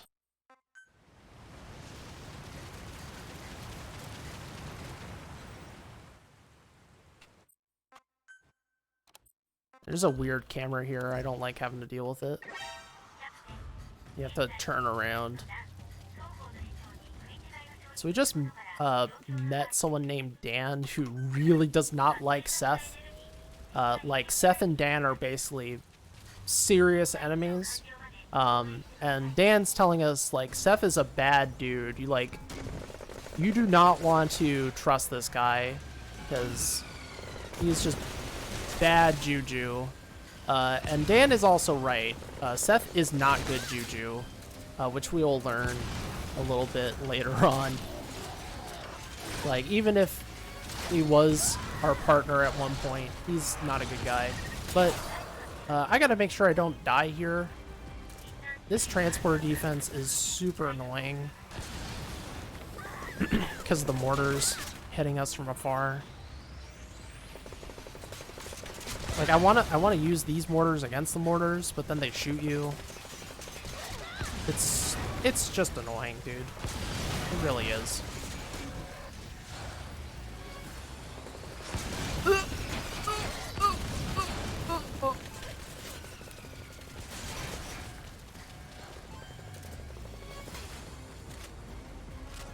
And if you're not careful, they will blow up your transporter.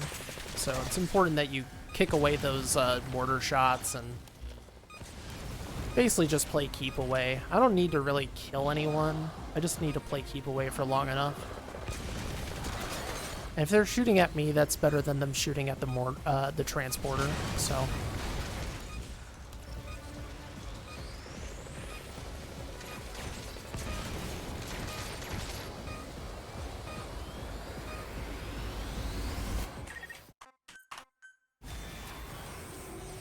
Alright, so we got the transporter. That's the last transporter we're going to unlock throughout this whole run.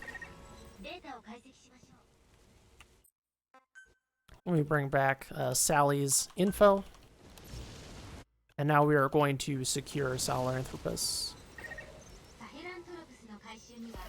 And, you've never seen this before. Get ready. Here's the speedrun portion. The first of two.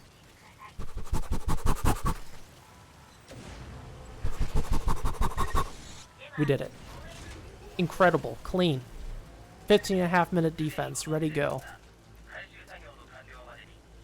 This is my least favorite part of the run. Though this is the part where I'm probably going to go get some more water and use the bathroom.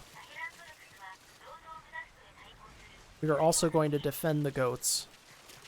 It's very important that we protect the goats. Because if you do not protect the goats, you have failed as a herder.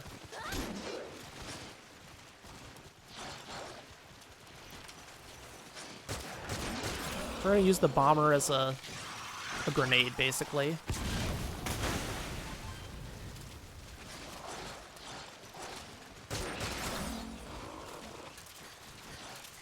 So I put 2 fences up. They're staggered so I can run in between them if I need to.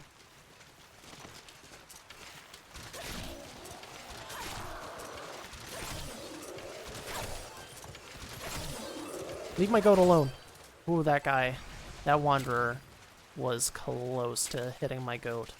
They will hit the goats. If the goats get in their way, they will hit the goats. So we need to protect the goats. Because protecting Sahelanthropus is a joke. Like, we're completely fine. But the goats, they're very vulnerable. You know, they run around the river. This is their home. You know, that they're friends with each other. You know, I don't want... Goats, get away!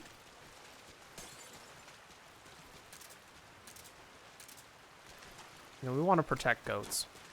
Goats are friends.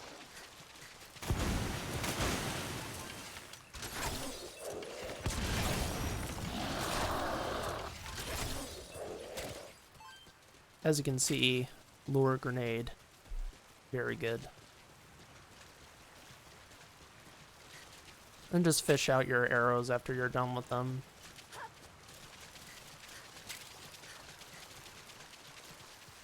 I know the point where I can, like, take a break. It's, there's a point after I take out 3 mortars. They all drop at once, and then I could go, take a quick bathroom break. But other than that, I'm gonna just stretch out my fingers. Very important that you maintain your hand health when you're a speedrunner. Do some stretches.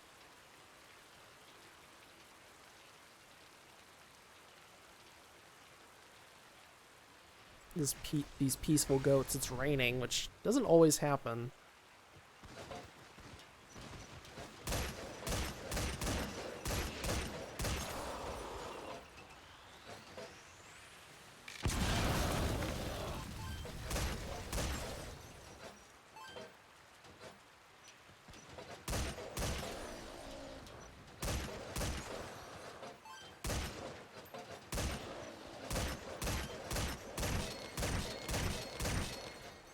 Always get the mortars as quickly as possible.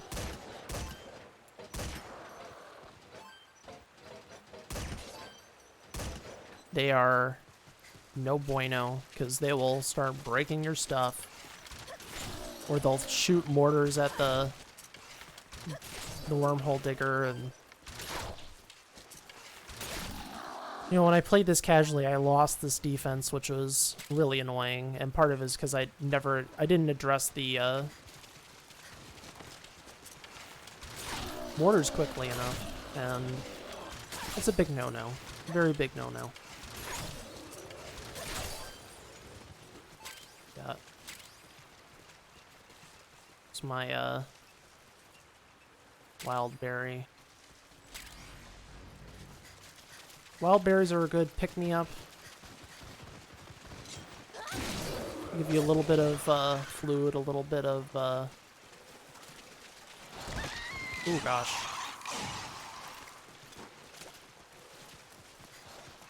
I'm not sure what exactly happened there. I don't know if I got bruised or cut. No, I didn't get cut. If I was cut, I'd be bleeding. You would see a blood effect. I probably got bruised. Bruising, by the way, is the worst effect because... Or one of the worst, rather. I shouldn't say the worst. Because if you get bruised, you lose stamina. Like, your max stamina is capped.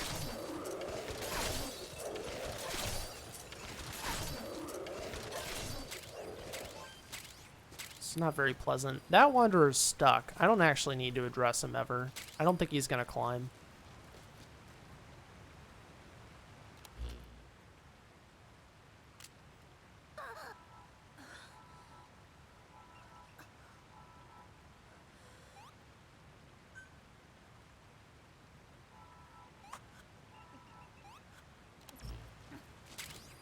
Yeah, that guy is stuck, so... Oh, is he moving?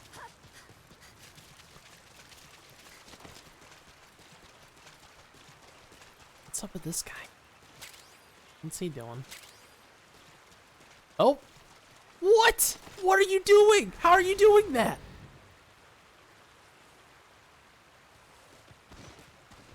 Unbelievable. He started floating.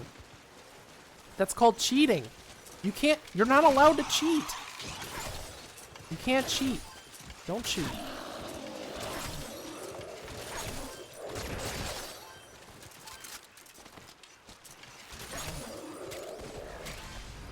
Can't believe it. Cheaters never win. Actually, they do. Cheaters do win, unfortunately, in the world we live in, but, jeez. Unbelievable. I've actually seen Wanderers get stuck in really weird positions. Check the goats.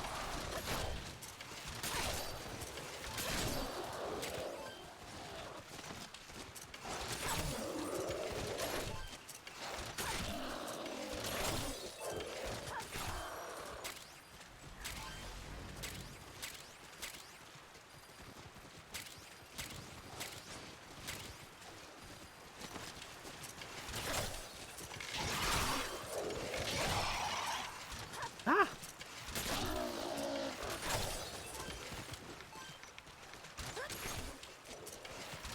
Ooh, that was a nice shot.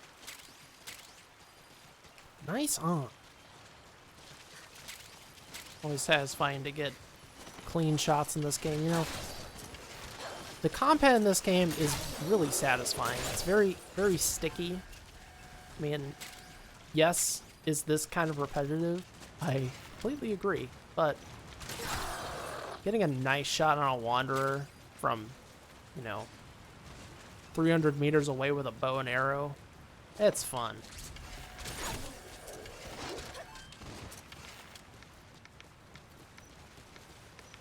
Wish I could show off. Was that a... Oh, I got a triple that arrow. Oh my god. And then I proceeded to miss all my arrows.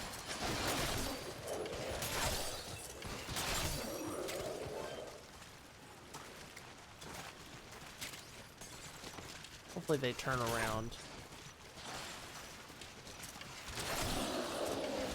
And some of them did. I should be using the gun at this point.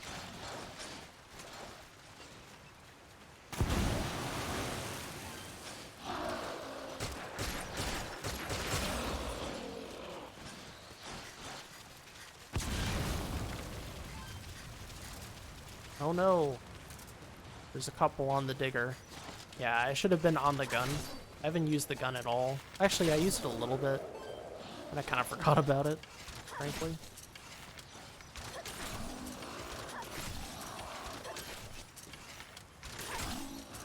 It's fine, though.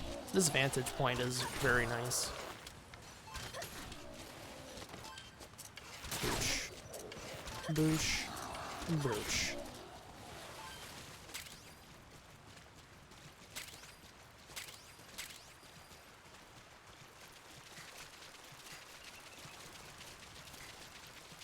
Okay, I think we're coming up to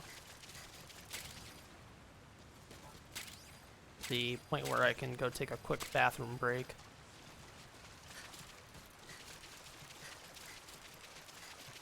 Also gonna take my chances and drink some dirty water.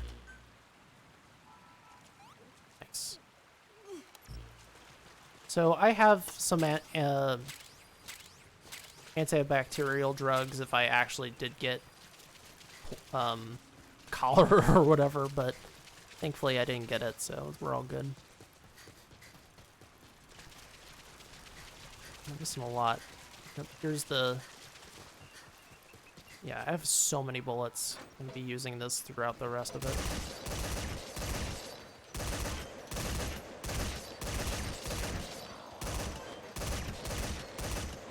See, they guard, so you gotta wait. And... Alright, I'm gonna go take a bathroom break. I'll be right back.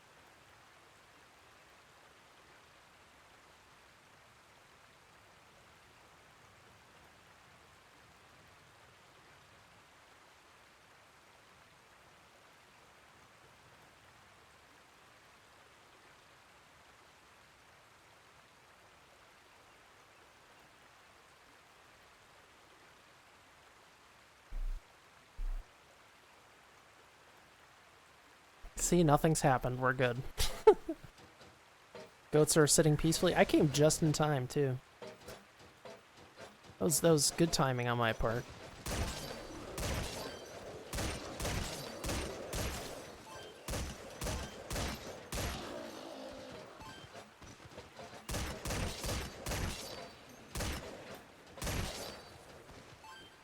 Nice.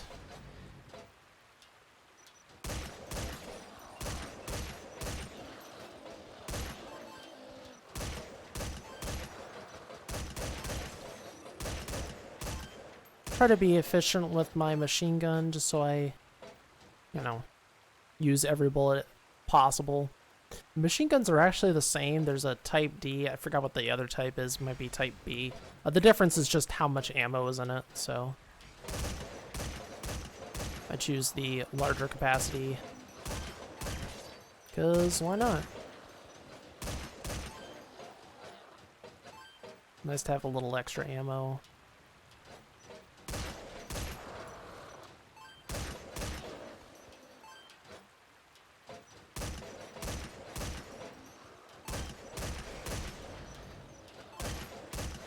Protect the goats.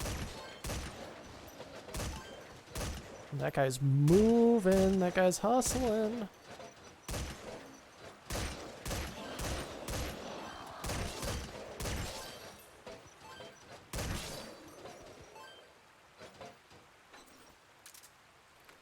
Gonna do some reloading.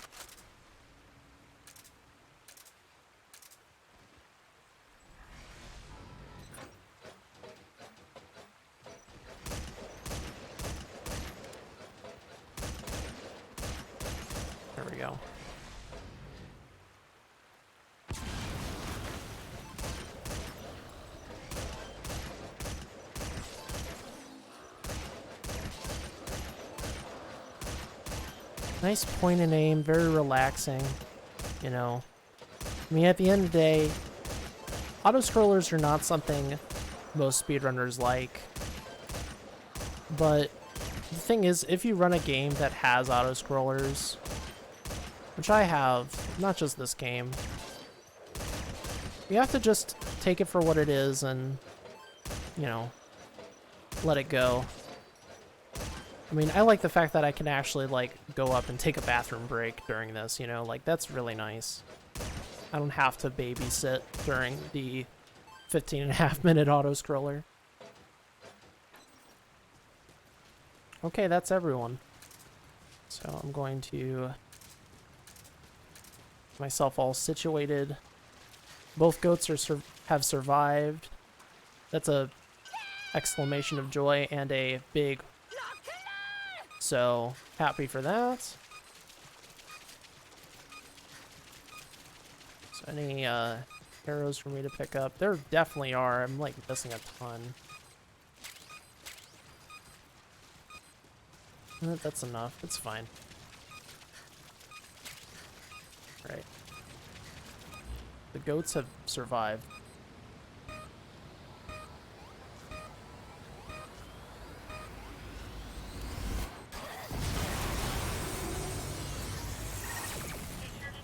The enemy is history. So, our pal Seth has done some pretty terrible things while we were away. Yeah, this split point has changed, definitely, because I don't think I lost that much time. Anyways, he took Chris, holding him hostage, so that's not fun. And there's a lot of plot that happens right here. We learn a lot about the world and what's going on. But we'll get into that in a little bit when we have some more time. First, we need to level up.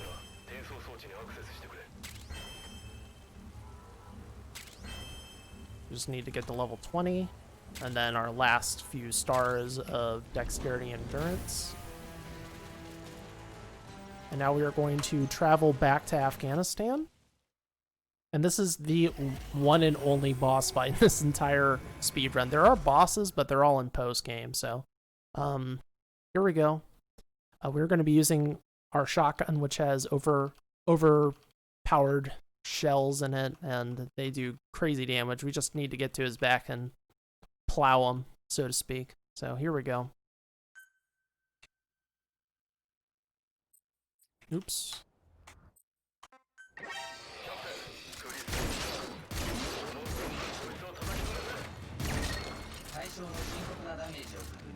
Alright, that was not quite exactly how I would like it to go, but it was fine. So Seth's down. He doesn't attack you immediately, so you just plow him. I mean, you just plow right into him. So we'll be back here in like 20 minutes, but next up is the third and final ruins, Ruins 3. And this has some fun builds that we are going to be doing to skip some stuff. This first movement has gone through a lot of revisions. Oh god, I don't need to move. It's fine. Not a big deal. The enemy is plowed. We are victorious. So, we're going to be avoiding climbing the cracks because the cracks are pretty slow. But the last crack you could climb and only lose about 2 seconds over the strat that I'll be going for. So here we go. Let's try to move as efficiently as we can through this area.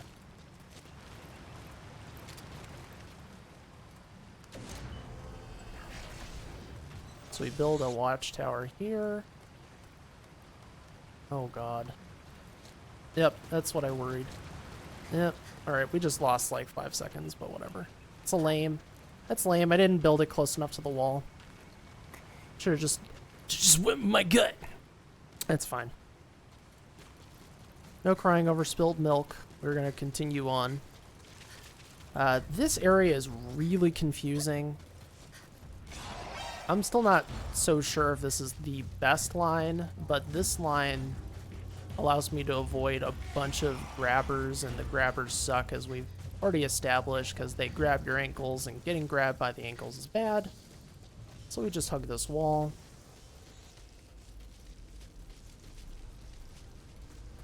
Start running again. And go through this little area here. Hopefully I don't get a drop. Dang it, I got a drop. You don't ever want to get those drops, because it's better to, oh my gosh, keep on moving forward. You want to keep on moving forward. It's got a little bit messy in this chapter, eh?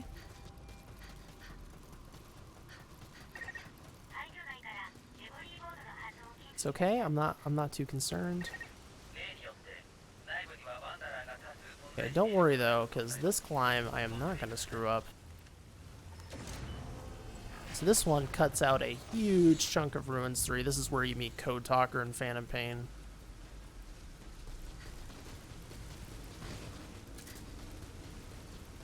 That guy just fell out of the sky, that was great.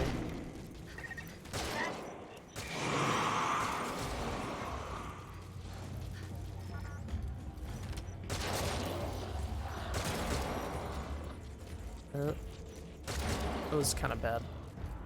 I killed the wrong... I didn't fully kill the guy I was shooting at. That was a pretty sloppy chapter. There was issues throughout the whole thing. Definitely the Ruins 3 I did last night was way cleaner, but I also had to go pick up Iron Watchtowers because those were not in my inventory, so... You win some, you lose some, I suppose. That's like the last, like, really tough part of this run. Well, there is the very start of the final chapter, which is a bit tricky. But anyways, hopefully not get hit by those dogs. We didn't. Very good. We're gonna do another dig. This is the part of the run where we talk about anything but the run. So, well, I will actually talk about the story some more once we actually get into the dig proper, since we will be doing the full, you know, the full, complete, true ending. So, we'll go into what's actually happening in this game. Most people have not played this game, so they're like, what's actually going on? I'm usually pretty coy and not actually talking about the story, but I'll talk about the story a little bit during this dig, since we'll have some time. But for now, let's try to avoid getting grabbed by any ghoulies, such as that one in the water.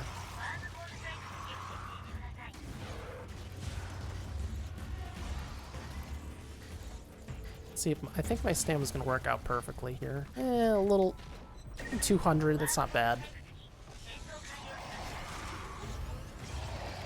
We want to end at 900 as much as possible, but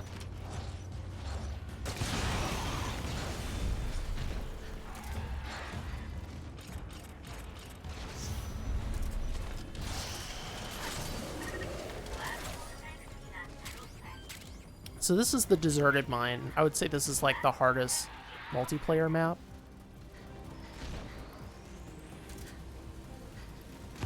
But thankfully in single player it's not so bad.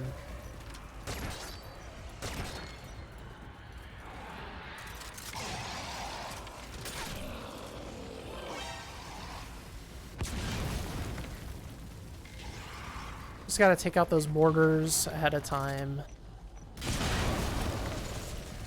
And thankfully there's some strategic barrels we can use. Take out some groups.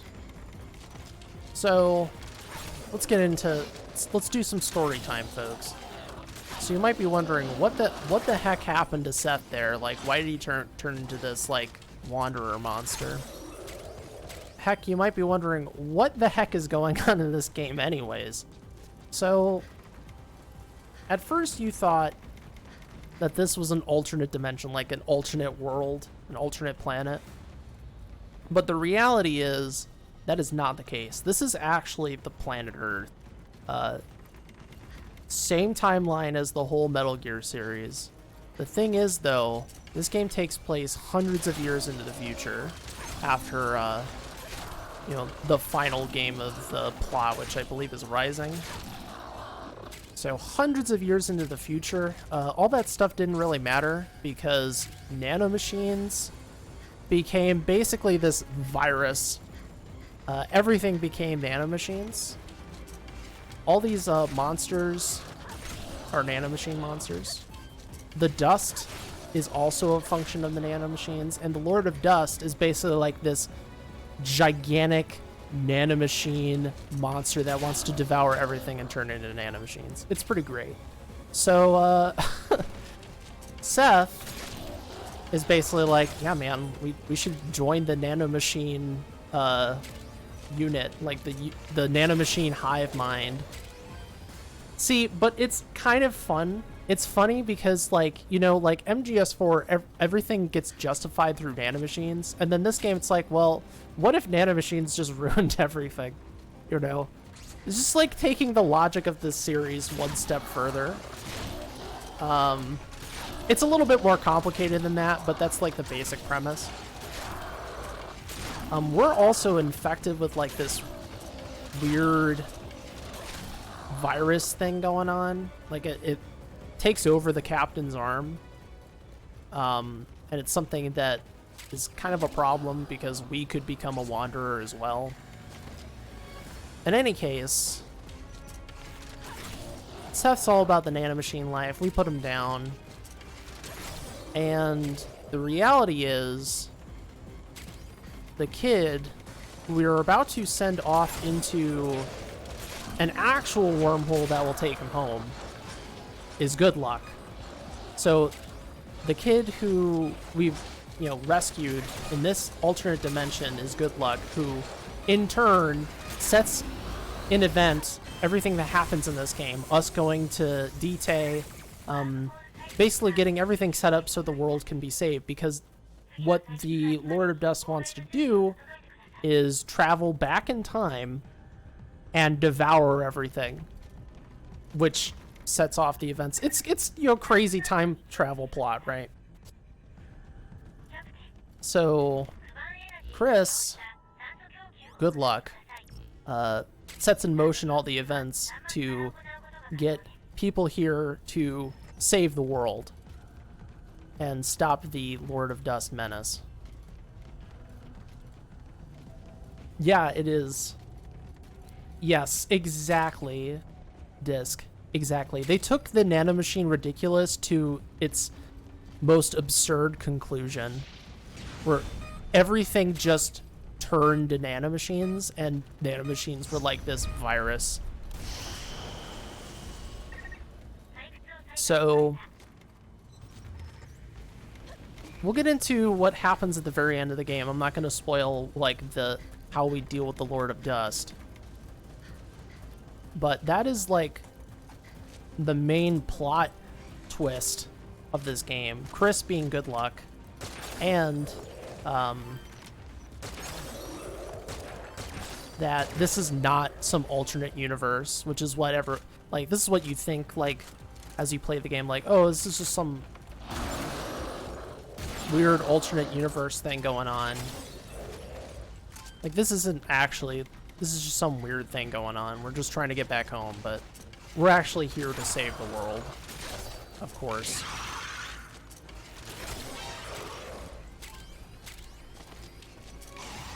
It was kind of funny, like, a lot of reviewers, when they reviewed this game, they're like, yeah, this plot really tries to be a Metal Gear plot. Like, in terms of structures, like, a lot of dialogue, like the codex after every mission, yada yada. But for those who actually like the Metal Gear structure of storytelling, it's actually pretty effective, in my mind at least. Is this the best story in the series? Absolutely not. But it's like cheesy fun. And if you're already playing this game and you come at it with an open mind, it's fairly entertaining.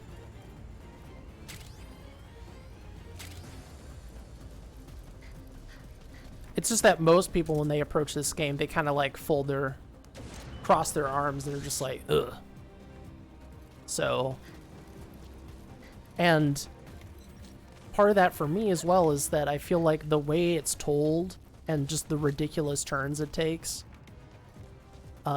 make it more entertaining of a story than Phantom Pain, which Phantom Pain feels extremely dry in terms of its storytelling. Like, all the story is stuck behind the tapes. And there actually are tapes in this game. And they go into... basically, there was a crew that was here before us, and they died due to various reasons. Though one of the reasons is Seth. Early on in the game, there was a guy who we took his air tank from, and he had a gunshot wound, which, of course, like, do you see any of these wanderers with guns? The only thing that's even close to that is the mortar. It does fire like bullets, so to speak, but of course, like, a execution style gunshot seems a bit strange. And that's Seth. Because Seth basically wants all of our efforts to fail. It's like the... What's the name of the one Tarian? Or whatever from Mass Effect 1, who's like the main antagonist, who's like, we're gonna join the Covenant or whatever. I forget the terms and stuff, but it's kind of like that. Or like that one character in the Matrix. It's like, ignorance is bliss. Yeah, Seraph. It's that same concept. Like, I'd rather join this faction, but I'm gonna trick all of you into doing stuff to help me out. Because the reason we went and get Sahelanthropus is so we can use its railgun to defeat the Lord of Dust. So...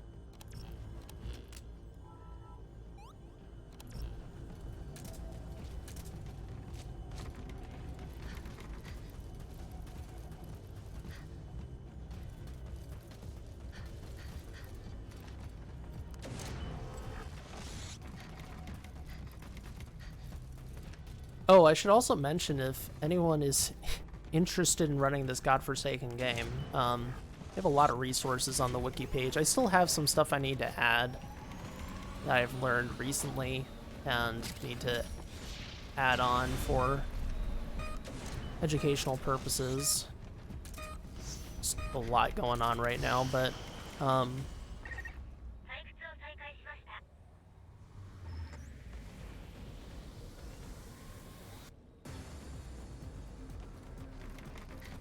and if anyone wants to learn this game and they're on PC, which is the platform I would suggest since it loads the fastest, blah, blah, blah, though I'm sure Xbox Series X might be okay, depending on how long this game even exists. I'm sure you get pretty good performance on the Series X. But,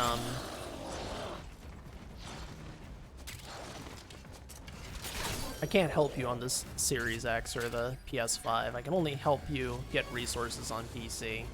So.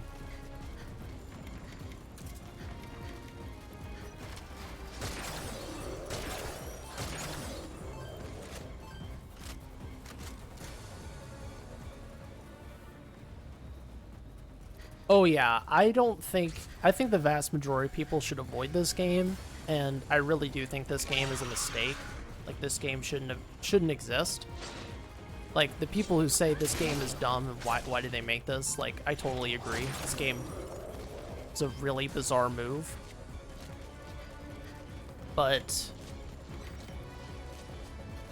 even so,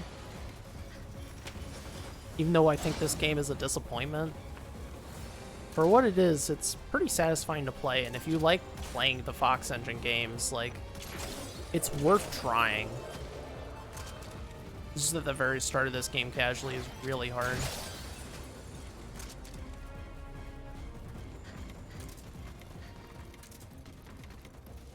Yeah, like the whole structure of how they did these Fox Engine games, I'm not a big fan of. I don't think Ground Zeroes should have been a separate game. Like, I think they should have just had that as the actual prologue for TPP. But they didn't do that. They made it a separate game, and of course the mechanics changed a little bit between the games, which is pretty annoying. Like, they could have just had it cooking in the oven, but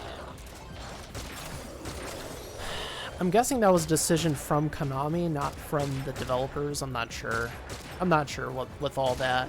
Also, you're supposed to return to that area in Phantom Pain. That never happened.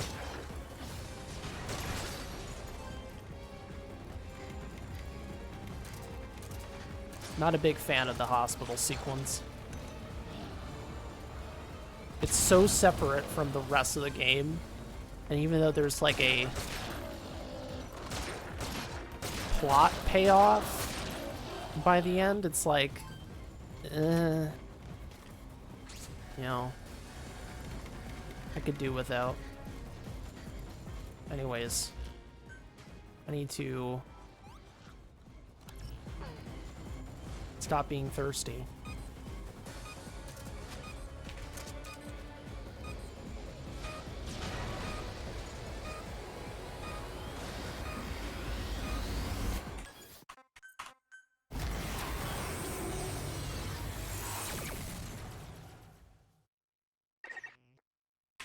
Not bad.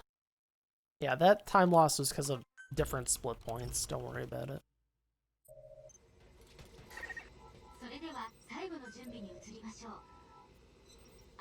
Alright, so we're on to the last part of the run.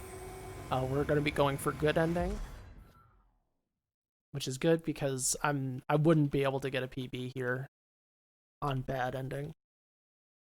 This would not be a PB. I got a 758 last night, and this would not be a 758. This would be like a low 8. So, oops.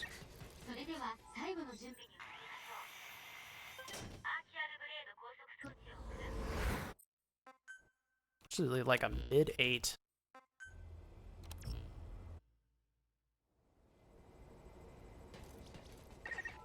Regardless. So the very start of this, I need to get to the bottom from this tower.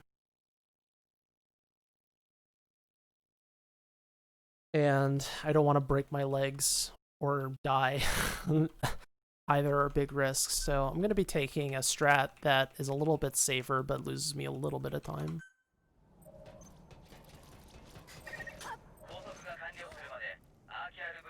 Didn't mean to drop like that.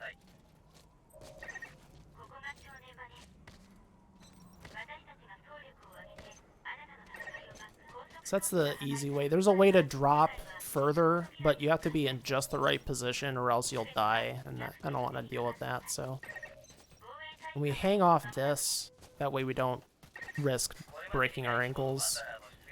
Now we cut through. So we have to activate the trap. This is the one part of the game where we can save some time. We're just going to immediately activate the trap. Also, there should be music here. I don't know why the music isn't playing. It's kind of strange. But whatever. Alright, so this is just another defense.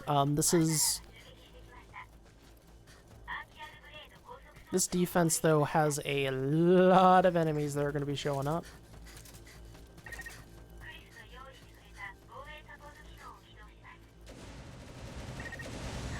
Gonna get a bunch of stuff.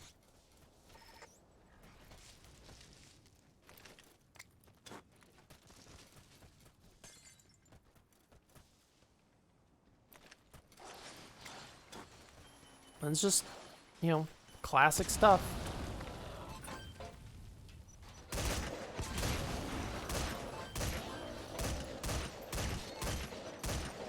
Lures and grenades and use some mortars. Try to be efficient with my... I don't want to waste a lot of ammo, though. I am pretty much done running this game after this run, so... But for whenever I decide to do another run, I want to try to be conservative with my stuff.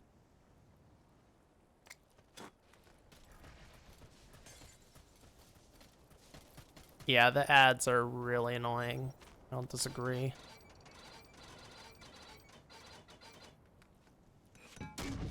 Hopefully I positioned that right. Wow, what a gamer.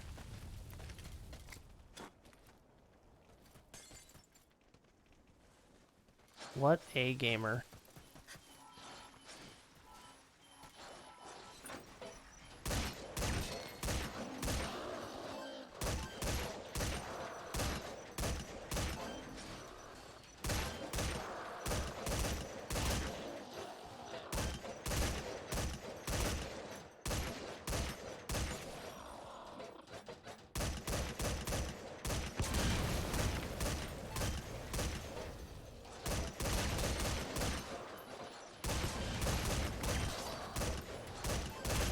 So it looks like we'll probably save about, depending on how well my movement was compared to my run, like a minute over my old PB, which is pretty nice.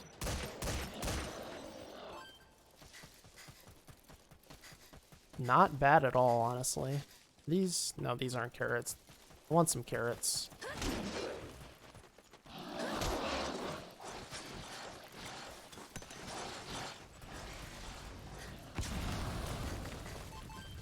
Do some more bottles. Boosh!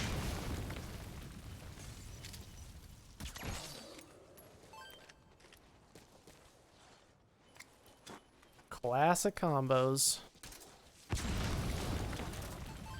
This time I'm going to use a Molotov.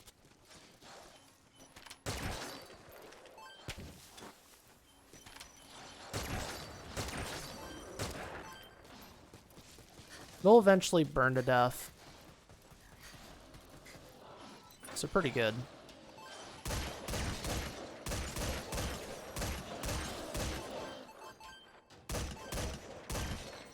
Gotta love that notification sound.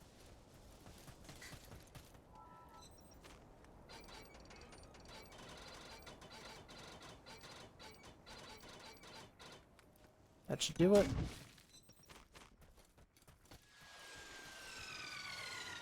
Boom. Perfect.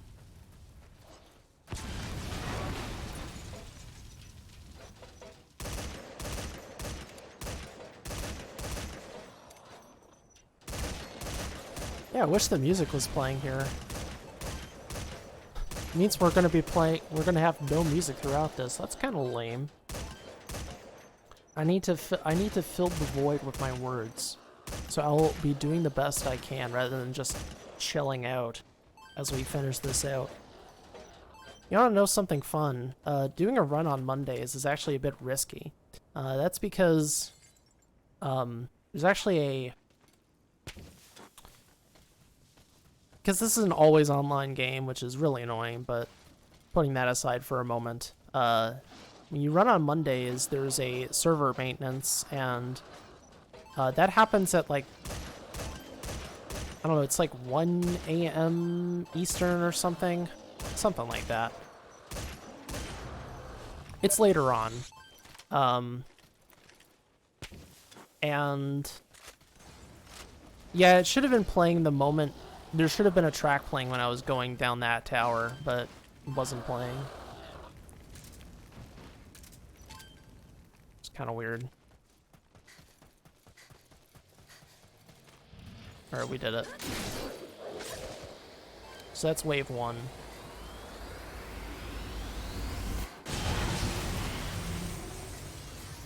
Unfortunately,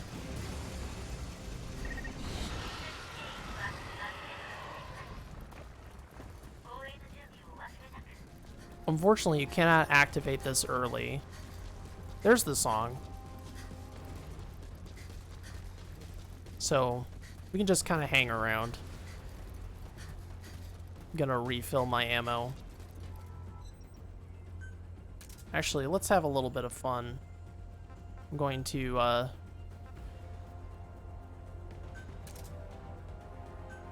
use a turret. Use a turret or two.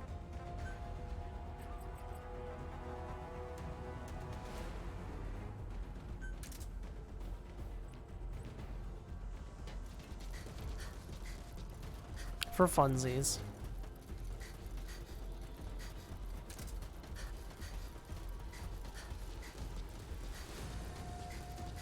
Gonna blow them off.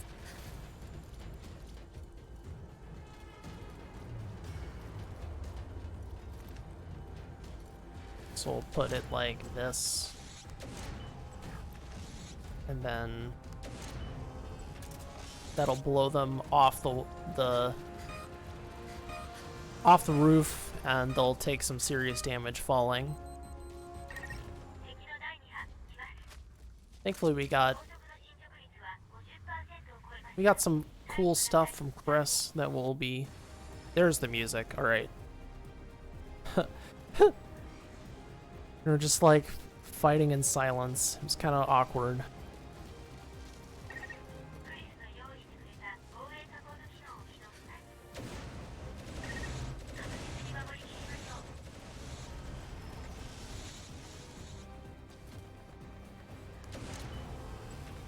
Cool. Could also use a melee weapon here.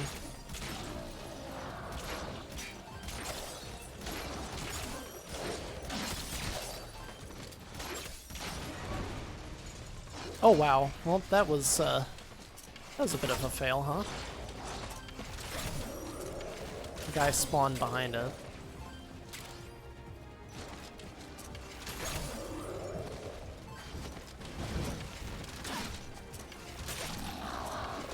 These are flame traps. They catch on fire. It's good.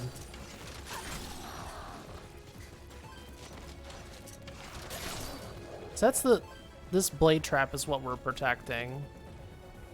And they give you plenty of stuff to use, so it's not that scary, frankly.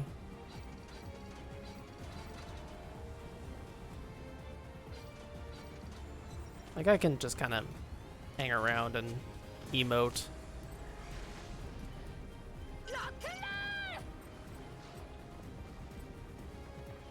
This way, guys. This way.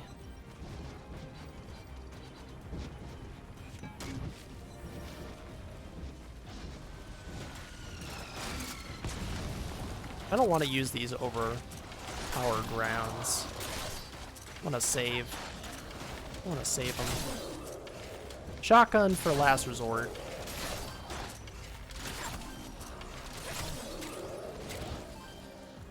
As you can see, there's a very clear reason why I don't run good ending, except for marathon stuff like this, is because it really doesn't add anything overly interesting. It's just another defense. So the only part of the run is for this is the very start and the very end, when we killed the Lord Dust with a railgun and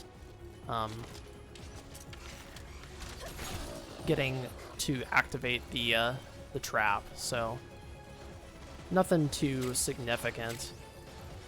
But since I got a really nice PB last night in bad ending, I was like, well, you know what?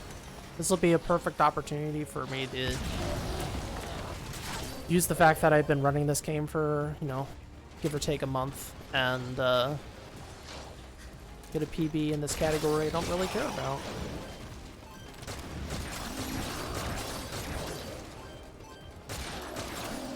But next week, I will not be running Survive. I think I'll probably be doing MGS2 VE. Back-to-back World Recce's, that's right. You take those. Ah, I'm on fire!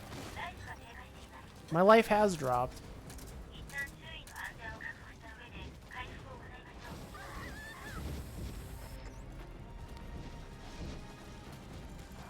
Do do do do do do do do.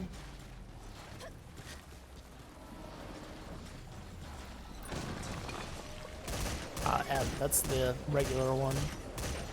There's type D and type M.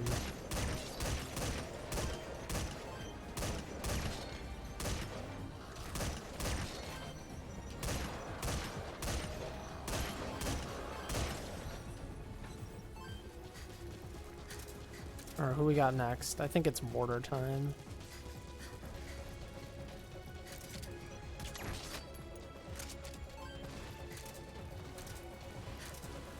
Oh no, these are bombers.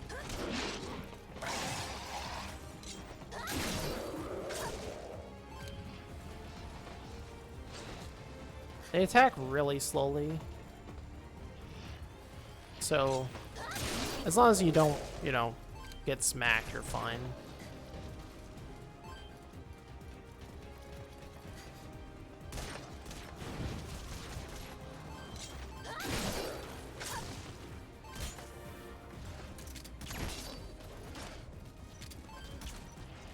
My machine gun's having some trouble, eh? Let me, drop a fence.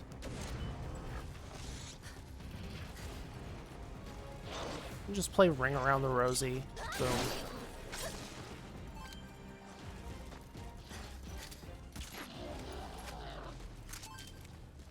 We're not done yet, though. There's a phase with mortars.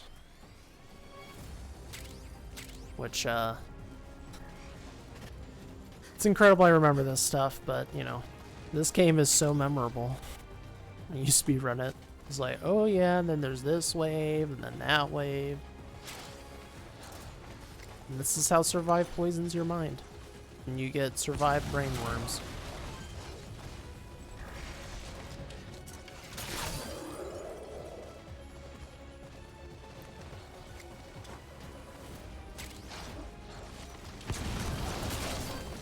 These guys are having fun at this fence.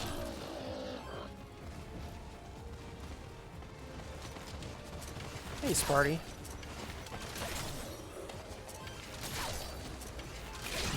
We've come just in time for me to achieve a new record. Assuming, you know, the game doesn't crash or something. Because that could happen.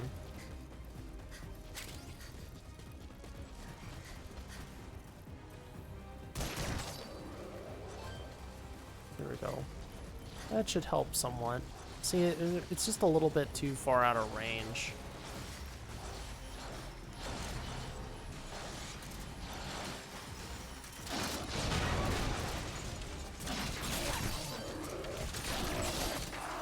There we go.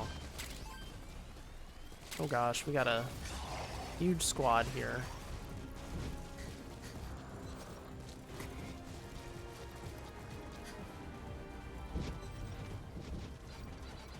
The mortars are kind of a trap because, like, if you use them on your stuff, they're gonna break it.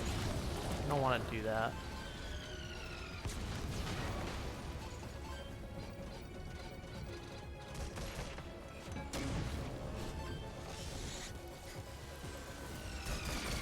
Whoosh! More mortars to use. Might as well, just to save on resources. This would really matter if you're doing a new game run. But we're not, so it's not much to be concerned about here. And no, you don't save time by, like, taking out these enemies faster. There's no timer, but there is a timer going right now. I wish it was like that, like, oh, clear out a wave as fast as possible and the next wave spawns. Like, that would make this actually a speedrun kind of thing, rather than just a glorified auto-scroller, but unfortunately, it does not work that way. I wish it did. Yeah, here's the Mortar Wave. And there goes the Mortar Wave with a mortar. I mortared the mortars. Mortar squared. Quadra kill.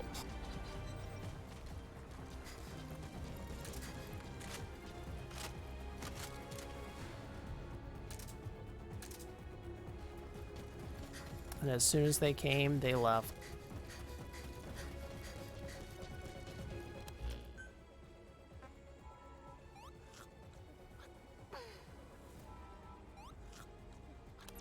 Nuba soup. Very nice. Hi, bye, Mortar Wave. And see, there's nothing going on. Like, even though I did everything I needed to do. So, yahoo! Let's see. It's time to do a salute. I salute you, chat. Thank you for watching this run. This hot meme action. As we, get a new world record. Don't shoot this thing. Just leave him alone. He's having a good time. Look, he's just kind of like...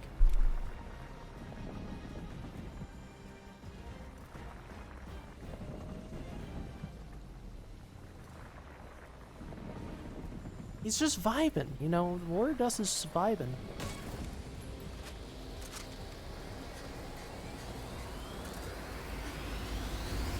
Whoosh! He did not like that.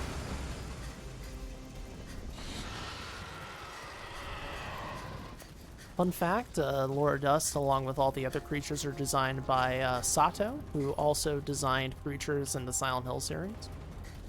Laura Dust is pretty cool. I would love a miniature, because it would just be this long caboose thing. Long train of nanomachine monster.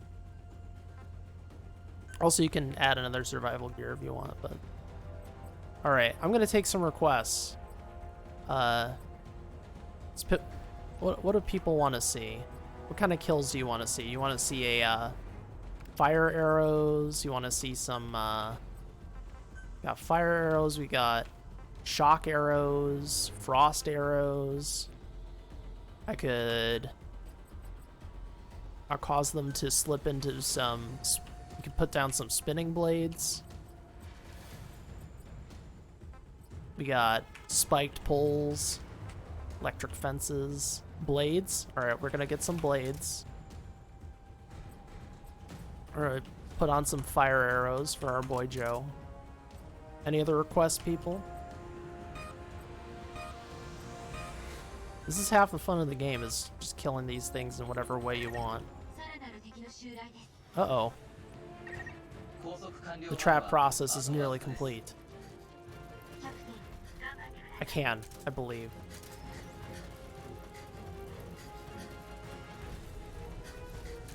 Oh no, look at this huge wave of enemies. What am I gonna do? Huh? What's this? Boosh. Yeah!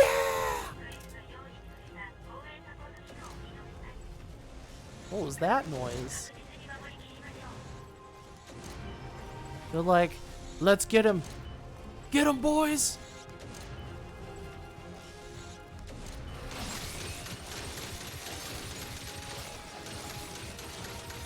Oh my, it looks like I made a mess.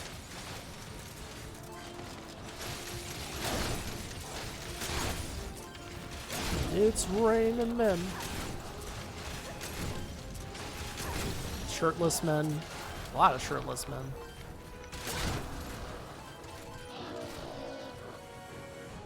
Alright, I gotta bring them all to this blade trap. Let's watch this.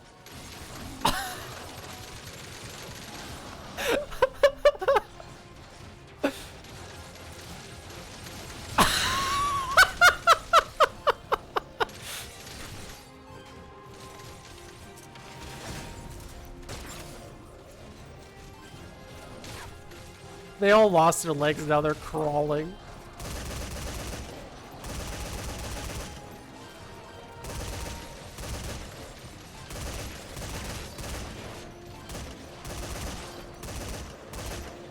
You could honestly use blade traps in this run as well. Like, I could see a blade trap working kind of well for like the Nicholas defense potentially. Like, you could put some blade traps at the start and then they'll just take a bunch of damage from that.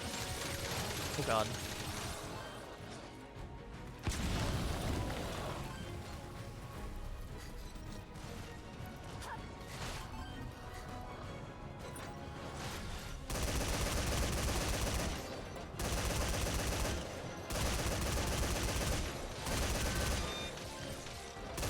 If you hear like a screeching noise, that's the machine gun nearly overheating, so that's why you don't want to just like spray. You have to pace out your shots.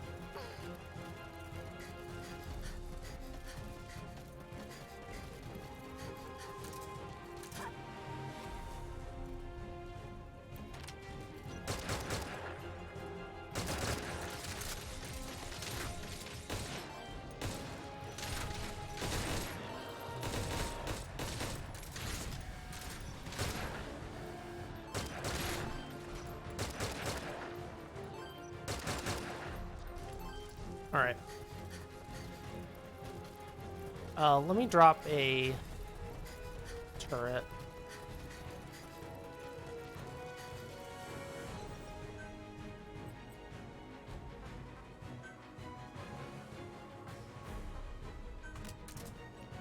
So I'm gonna put a couple down by the blade trap, just in case. And that way, I mean, there's even an electrified fence, so the chances of things going wrong are really low, but because I want to just get in position at this point. So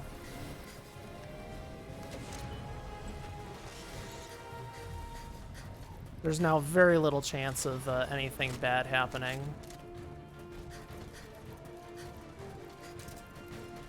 This is like the last wave, I'm pretty sure, anyways.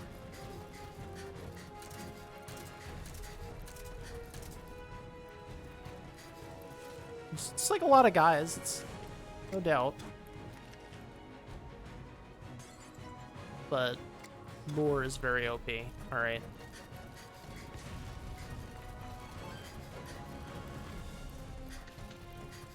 So I'm just gonna get over here. You want to be over here right at the end of this defense.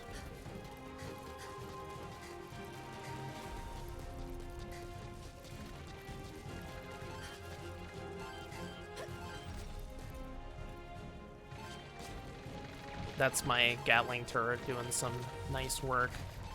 Nice work, Gatling turret. Can you climb this? Nah, you have to do it the old-fashioned way.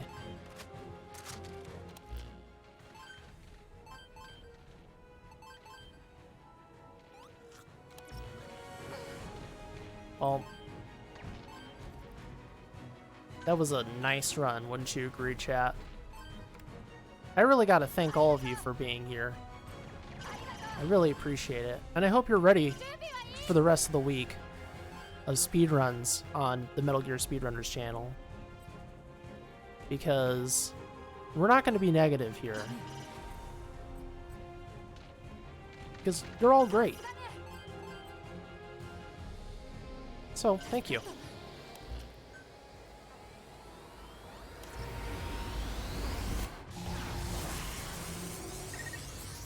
The enemy is history. Alright, we have one last thing to do. We need to blast this, this monster.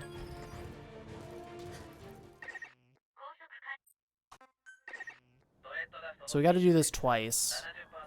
This is gonna charge, but we can't, it's not gonna work just on its own. Virgil is gonna help us in a minute and teach the Lord of Dust the concept of death. I'm not kidding. That's how we're going to defeat it, by teaching it that death is a thing. Wow, that was really good RNG right there. How that thing moves is not consistent, so that was really good. We got a bunch of little cutscenes to skip where we learn who Chris really is. Now we're going to run over here. And time is when I launch the final shot.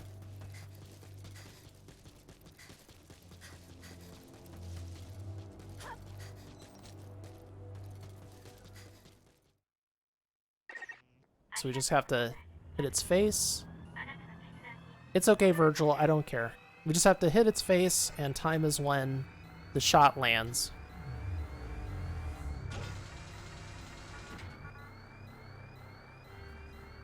Yeah, teach nanomachines how to die.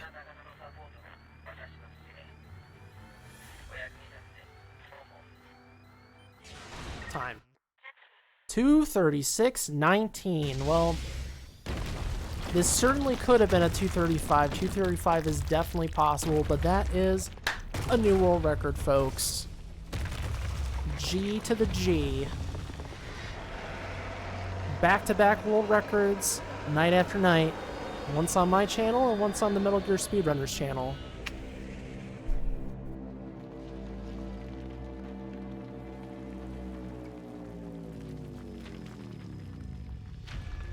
I'm glad I took that reset. I'm really glad I took that reset, honestly.